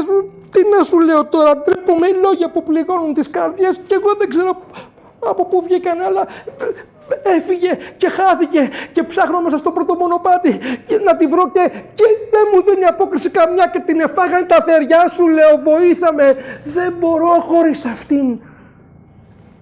Καλά, λέει ο γέρος, καλά, περίμενε. Και ρίχνει, λέει, αυτό στη ματιά του και η ματιά του έφτασε στην άκρη του δάσους και δεν είδε τίποτα. Και ρίξε τώρα τη ματιά του από την άλλη πλευρά και έφτασε στην άλλη άκρη του δάσους η ματιά του και πάλι δεν είδε τίποτα. Και ρίχνει, λέει, τη ματιά του μέσα στο πρώτο μεγάλο μονοπάτι και εκεί, λέει, την είδε να πηγαίνει με βήματα γοργά. Ταπ,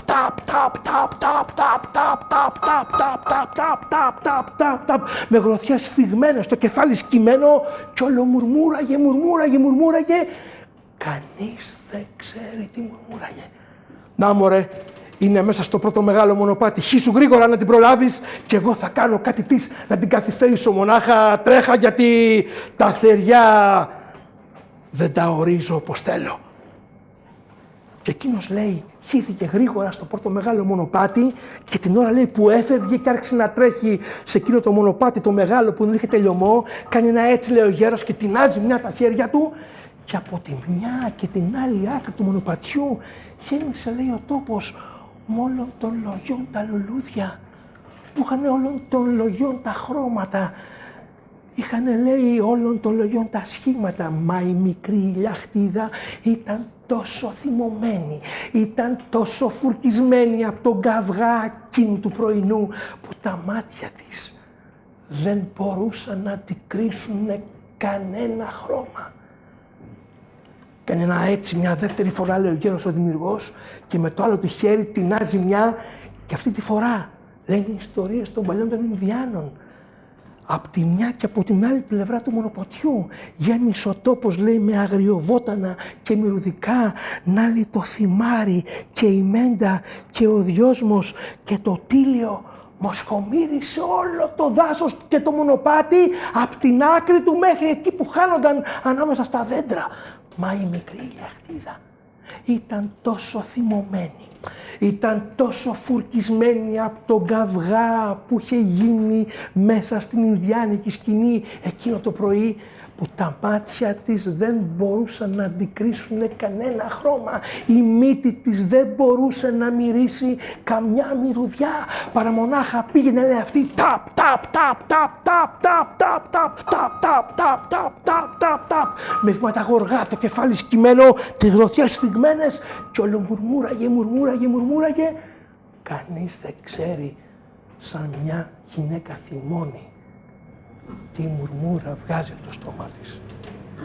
Όχι, λέει ο γέρος, όχι, μικρή ηλιακτίδα, και δίνει μια τρίτη, λέει, φορά, και τούτη τη φορά, αλήθεια σας λέω, όλο το μονοπάτι, όχι από τη μια και την άλλη πλευρά, αλλά εκεί, λέει, που ήταν στη μέση, γέμισε, λέει, με κάτι πρασινάδες, με κάτι κοτσόνια που είχαν, λέει, χνούδι και ένα φιλαράκι μητερό στην άκρη και έναν κόκκινο καρπό. Και έτσι, λέει, πως η μικρή ηλιακτίδα πήγαινε του λόγου της θυμωμένη εκείνο το πρωινό μέσα στο πρώτο μεγάλο μονοπάτι του κόσμου. Ταπ, ταπ, ταπ, ταπ, ταπ, ταπ, ταπ, ταπ, κραπ, κραπ, ταπ, ταπ, κραπ, ταπ, κραπ, ταπ, ταπ, ταπ, ταπ, ταπ, κραπ, ταπ, ταπ, ταπ.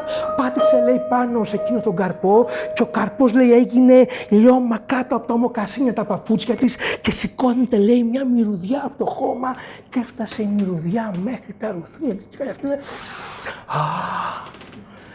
Τι είναι αυτό, λέει, που μυρίζει? Έτσι γυρίζει, κοιτάζει και τι να δει. Τα παπούτσια της πνιγμένα μέσα σε κάτι κατακόκκινα ζουμιά. Λέει, τι είναι αυτός ο καρπός που έγινε κομμάτια κάτω από τα παπούτσια μου? Κάνει ένα έτσι, λέει, και κόβει έναν ολόκληρο καρπό και τον σηκώνει και τον κοιτάζει. Κόκκινο, μωρέ, κοίτα, λέει. Ένας καρπός που έχει το σχήμα της καρδιάς. Να τρώγεται κιόλας. Κάνει έτσι. Ένα έτσι αυτή και δαγκώνει τον καρπό. Αλήθεια σας λέω.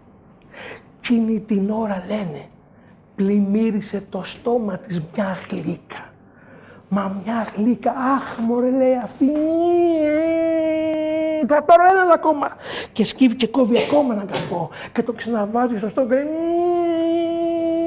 τι γλύκα είναι τούτη? Μωρέ, να ήταν, λέει, εδώ το παλικάρι μου να του δίνα κι αυτού να δοκιμάσει από τη γλύκα του καρπού. Μα καλά, λέει αυτή.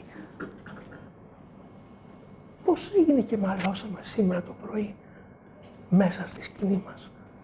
Από το δικό μου το στόμα. Από το δικό μου το στόμα βγήκαν τέτοιες κουβέντες πως τόλμησα να τον πληγώσω. Όλα κι όλα. Αυτός φταίει σε κάθε καυγά. Μικρό στην αρχή, έτσι, για γαργάλιμα. Αυτός φταίει, μα τώρα θαρώ. Θαρώ πως φταίω κι εγώ. Να ήταν, μωρέ, εδώ, λέει, να του δίνα κι αυτού να δοκιμάσει λίγο από την γλύκα του καρπού. Εκείνη την ώρα, λένε οι ιστορίες των παλιών Ινδιάνων, φάνηκε, λέει, στην άκρη του μονοπατιού το δάσος που γελάει. Και αυτός, λέει, στάθηκε και την κοίταζε και αυτή έλαμπε πανόρια ανάμεσα στις πρασινάδες. Κάταγε, λέει, στα χέρια της ένα κόκκινο καρπό, μια χούφτα γεμάτη και σήκωσε τα μάτια της. Πάντα τον καταλάβαινε σαν ήταν κοντά.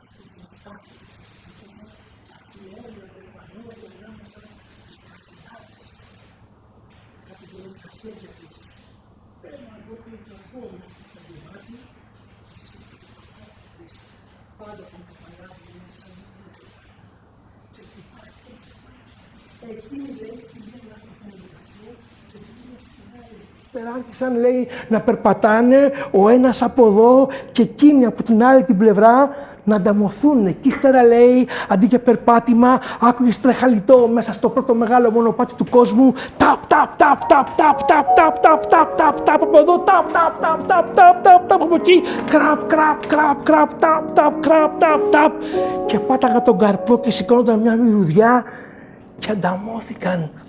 Και του δώσε να δοκιμάσει από εκείνο τον καρπό.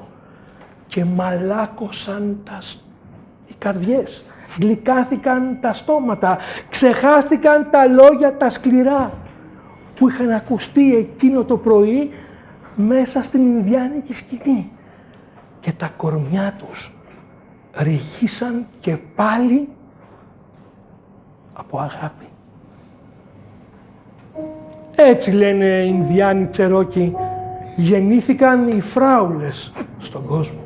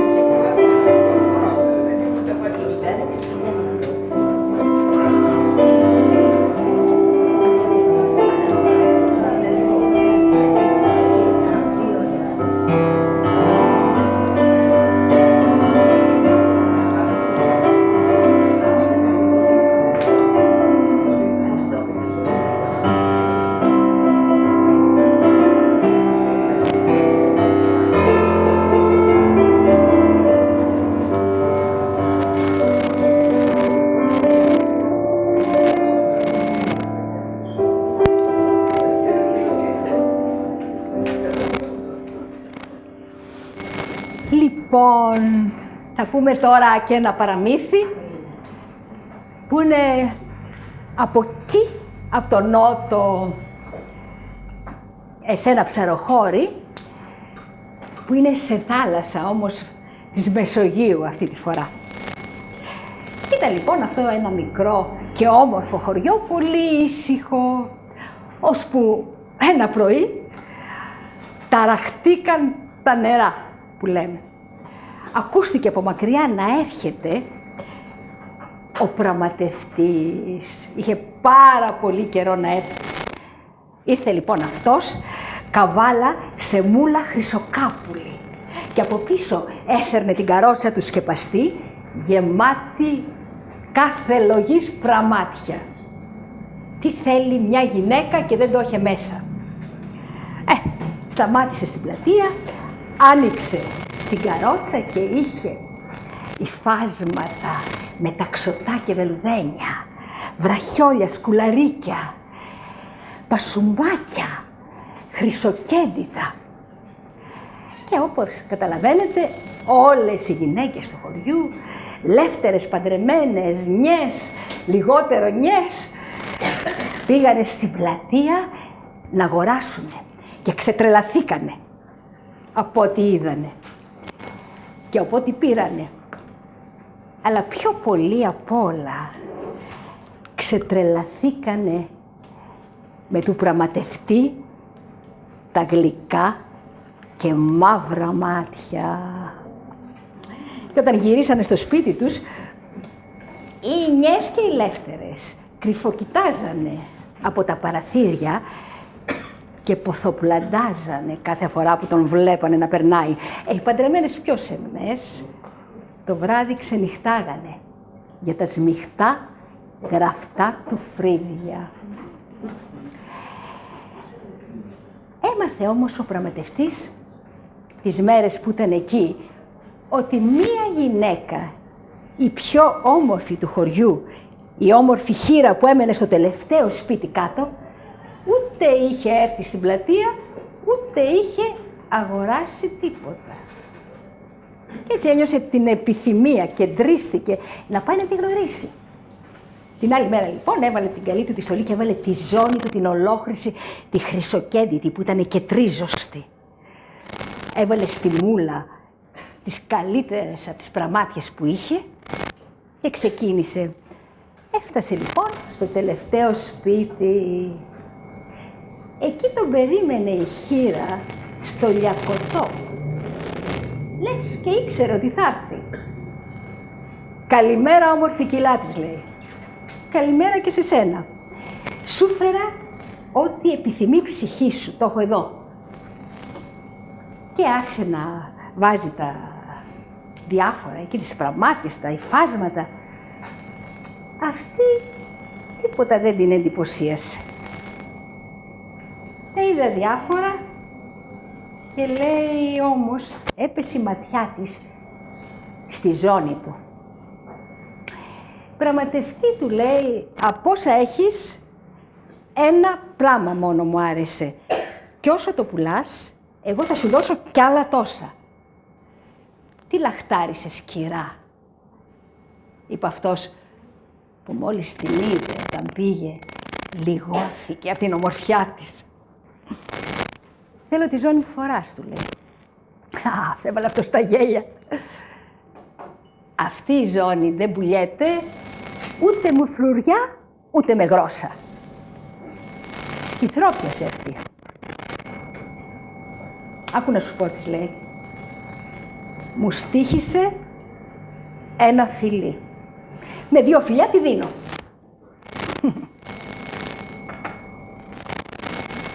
«Καλά πραγματευτεί», του λέει αυτή με τα όργια μάτια.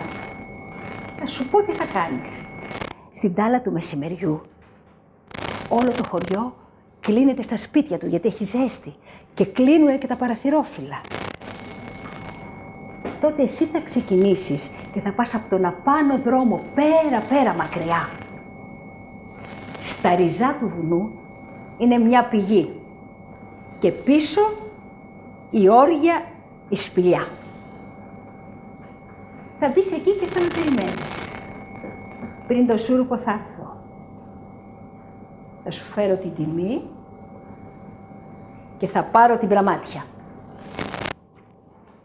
Και έτσι και έγινε. Αυτός δεν έβλεπε την ώρα.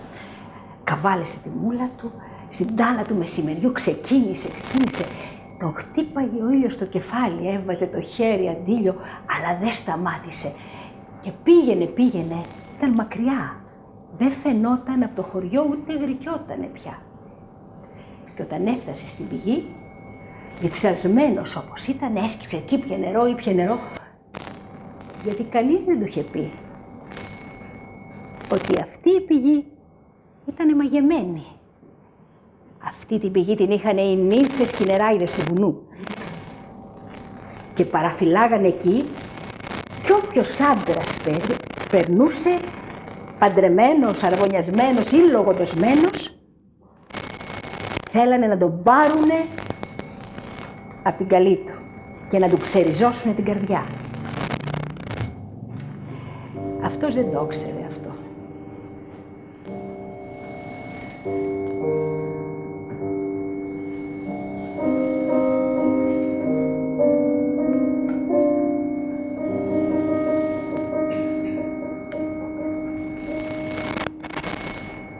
Και όπως ήταν και αποσταμένος, μπαίνει μέσα στην όργια τη σπηλιά και έπεσε και κοιμήθηκε. Και τότε ακούστηκε ένα σούσουρο και άρχισαν και μπαίνανε μέσα όλες αυτές. Νεράιδες περδικόστριτες, νεράιδες μαρμαροτραχύλες, αδιανά κορμιά και ανίσκιωτα που πάνε να πει όταν τις έβαζες έξω στον ήλιο, ίσκιος δεν φαινόταν πουθενά. Διανέματα και ανατριχύλες. Φορούσανε στις πλεξούδες τους νεραγιδογνέματα και πολυτρίχια. Και είχανε χρυσομέταξα μαλλιά. Και είχανε κρίνα για δάχτυλα και ροδόφυλλα για νύχια. Και πέσανε απάνω του και γύριζαν και τον ακούμπαγαν, ώσπου ακούστηκε ο άνεμος να σφυρίζει και τότε κάναν όλες στην άκρη και μπήκε μέσα η μεγάλη, η εξωτέρα. Αυτή ήταν παγανή, παγάνα του θανάτου. Βάζει το χέρι της πάνω στο νιό πραγματευτή και παίρνει τα συλλογικά του. Την άλλη μέρα που γύρισε αυτός στο χωριό ήταν αγνώριστος. Σερνότανε σαν γέρος και παραμιλούσε και έλεγε κάτι περίεργα. «Αχ, ένα φιλί, τη ζώνη που έπελεξε η καλή αραβωνιαστικιά μου, αχ, ένα φιλί». Τον λυπηθήκανε και αποφασίσανε 2-3 παλικάρια να πάνε μαζί του, να τον πάνε μέχρι το χωριό του. Και έτσι κι έγινε. Σαν έφτασε στο χωριό και τον είδε η αραβωνιαστικιά του, πώς ήτανε, και χωρίς τη ζώνη που του είχε δώσει για φυλακτό, κατάλαβε πως τον πλάνεψε μια ξωτικιά. Επειδή όμως τον αγαπούσε πολύ, αποφάσισε να τον γερέψει. Κάθε νύχτα τον είχε στην αγκαλιά της και του τραγούδαγε μέχρι το πρωί.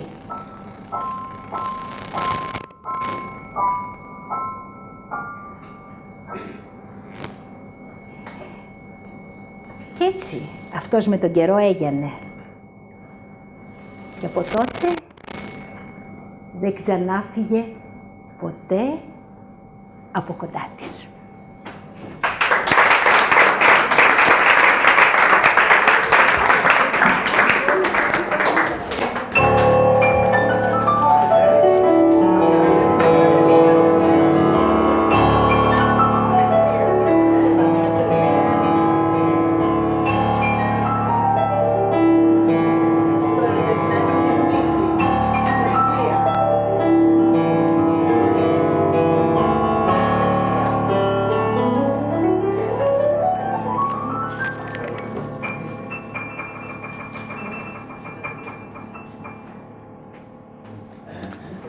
Μια τελευταία ιστορία για το δρόμο. Μικρή. Λένε πως μια φορά και έναν καιρό, ήταν και δεν ήταν, και άμα δεν ήταν εμείς δεν θα μιλάγαμε γι' αυτό απόψε. Ήταν στα μέρη της Ανατολής ένας βασιλιάς μεγάλος και τρανός. Λένε πως το όνομά του ακούστηκε στο πέρασμα των καιρών. Τη σοφία του δεν την είχε άλλος κανένας. Λένε πως μια μέρα αυτός ο βασιλιάς, από τις κοτούρες του παλατιού και από τις έγνοιες του βασιλείου, δεν είναι και πράγμα εύκολο να είσαι βασιλιάς, μεγάλα καράβια, μεγάλες φορτούνες.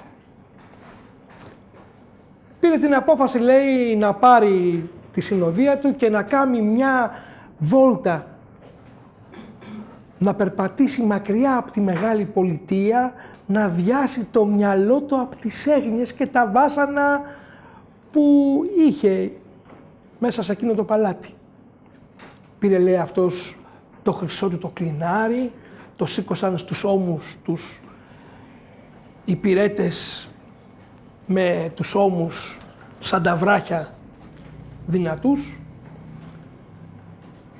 Ξάπλωσε αυτός και έτρεξαν, λέει, άλλοι υπηρέτες να του κάνουν με το παρασόλι και τα φτερά σκιά να μην κάψει ο ήλιος του μεσημεριού τα πετσιά του μεγάλου βασιλιά. Κίνησε αυτός, μα δεν κίνησε το κλινάρι του μονάχο, είχε, λέει, και μουσικούς και στρατιώτες και ακολούθους και υπηρέτες και αξιωματούχους, τη δωδεκάδα των συμβούλων που τον ακολουθούσε όπου περνούσε και όπου βρισκόταν και στεκόταν. Κίνησαν, λέει, τώρα μέσα στην τάλα του μεσημεριού και βρέθηκαν μακριά από εκείνη την πολιτεία, μέσα στην άμμο της ερήμου. Την ώρα, λέει, που πηγαίνανε, ο ήλιος από ψηλά έλειωνε ακόμα και τα σίδερα. Μα αυτός, λέει, ήθελε να φύγει μακριά από εκείνη την πολιτεία, να βρει το μυαλό του και ο νους του αναπαμό. Την ώρα που περπατούσε, λένε οι ιστορίες των παλιών, πως να σου ξαφνικά μπροστά του συνάντησε μια μυρμικοφολιά. Ρε τι έγινε σαν κατάλαβαν τα μυρμήγκια ποιον έχουνε μπροστά τους. Τρέξαν, λέει, όλα τα μυρμήγκια από τη μυρμικοφολιά να προσκυνήσουν τις βασιλικές πατημασιές, που τέτοιος βασιλιάς σαν κι αυτόν άλλο στην έρημο δεν περπάτησε κανένας. Τρέξανε όλα τα μυρμήγκια να προσκυνήσουν τις βασιλικές πατημασιές. Όχι, όχι.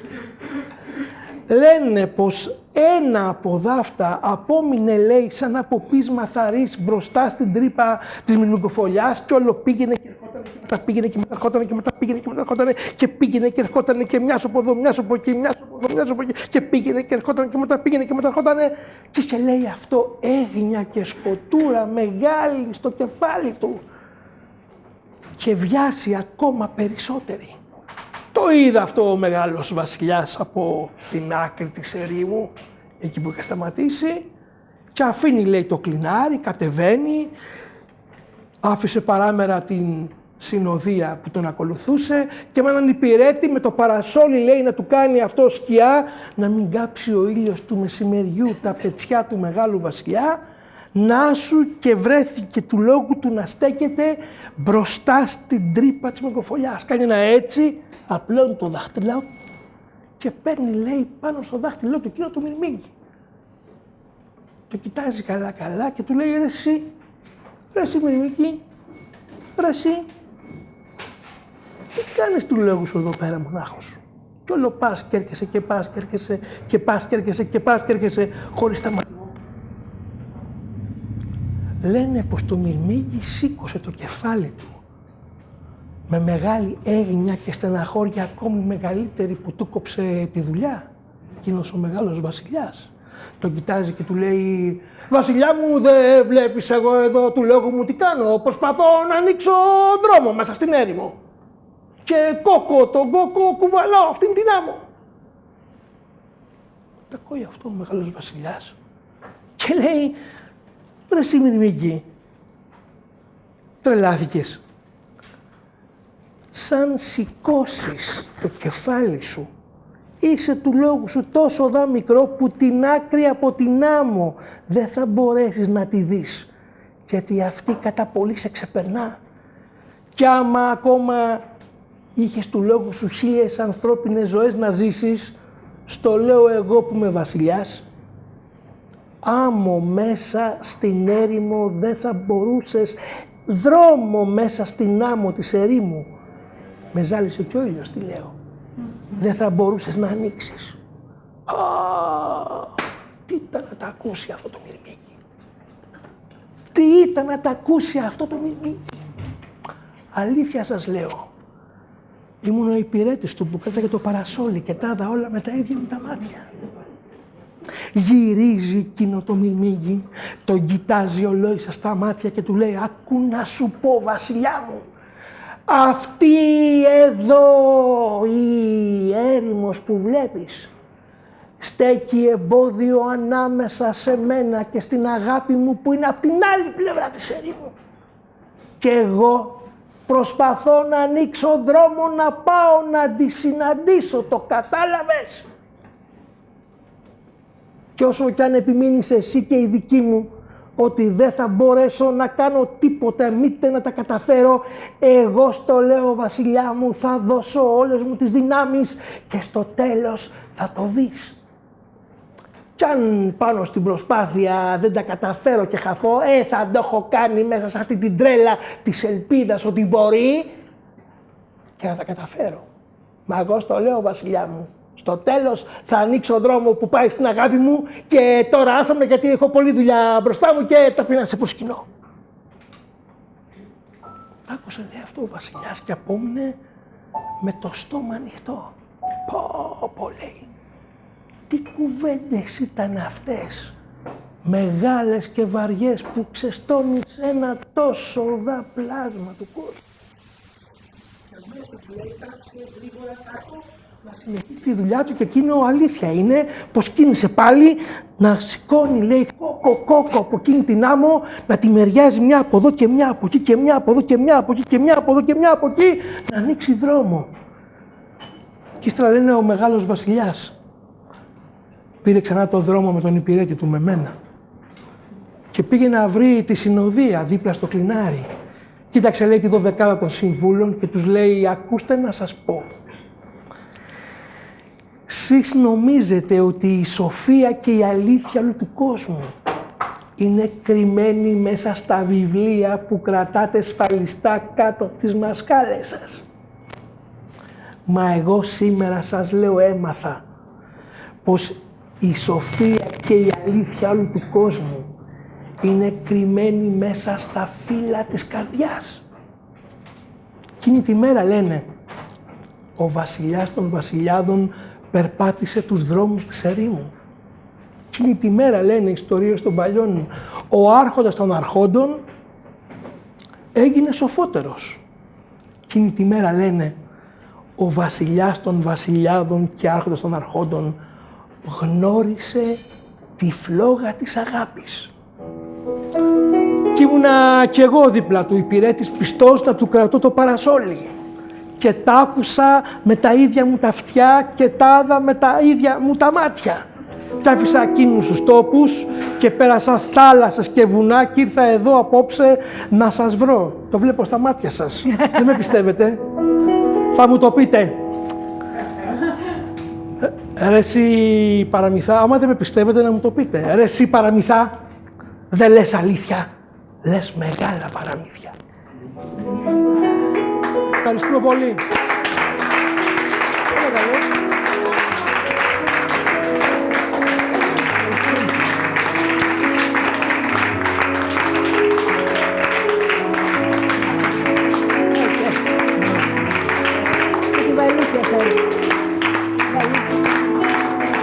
Βαλίσια βίζα στο πιάνο. Θα παίξεις λίγο, νομίζω, η βαλίσια.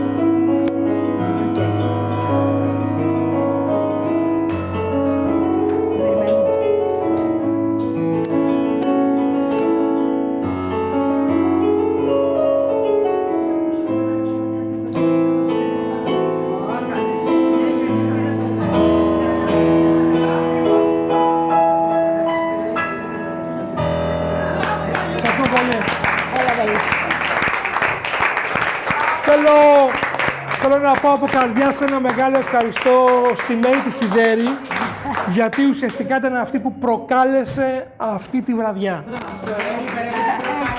Ευχαριστούμε πολύ, να είστε καλά.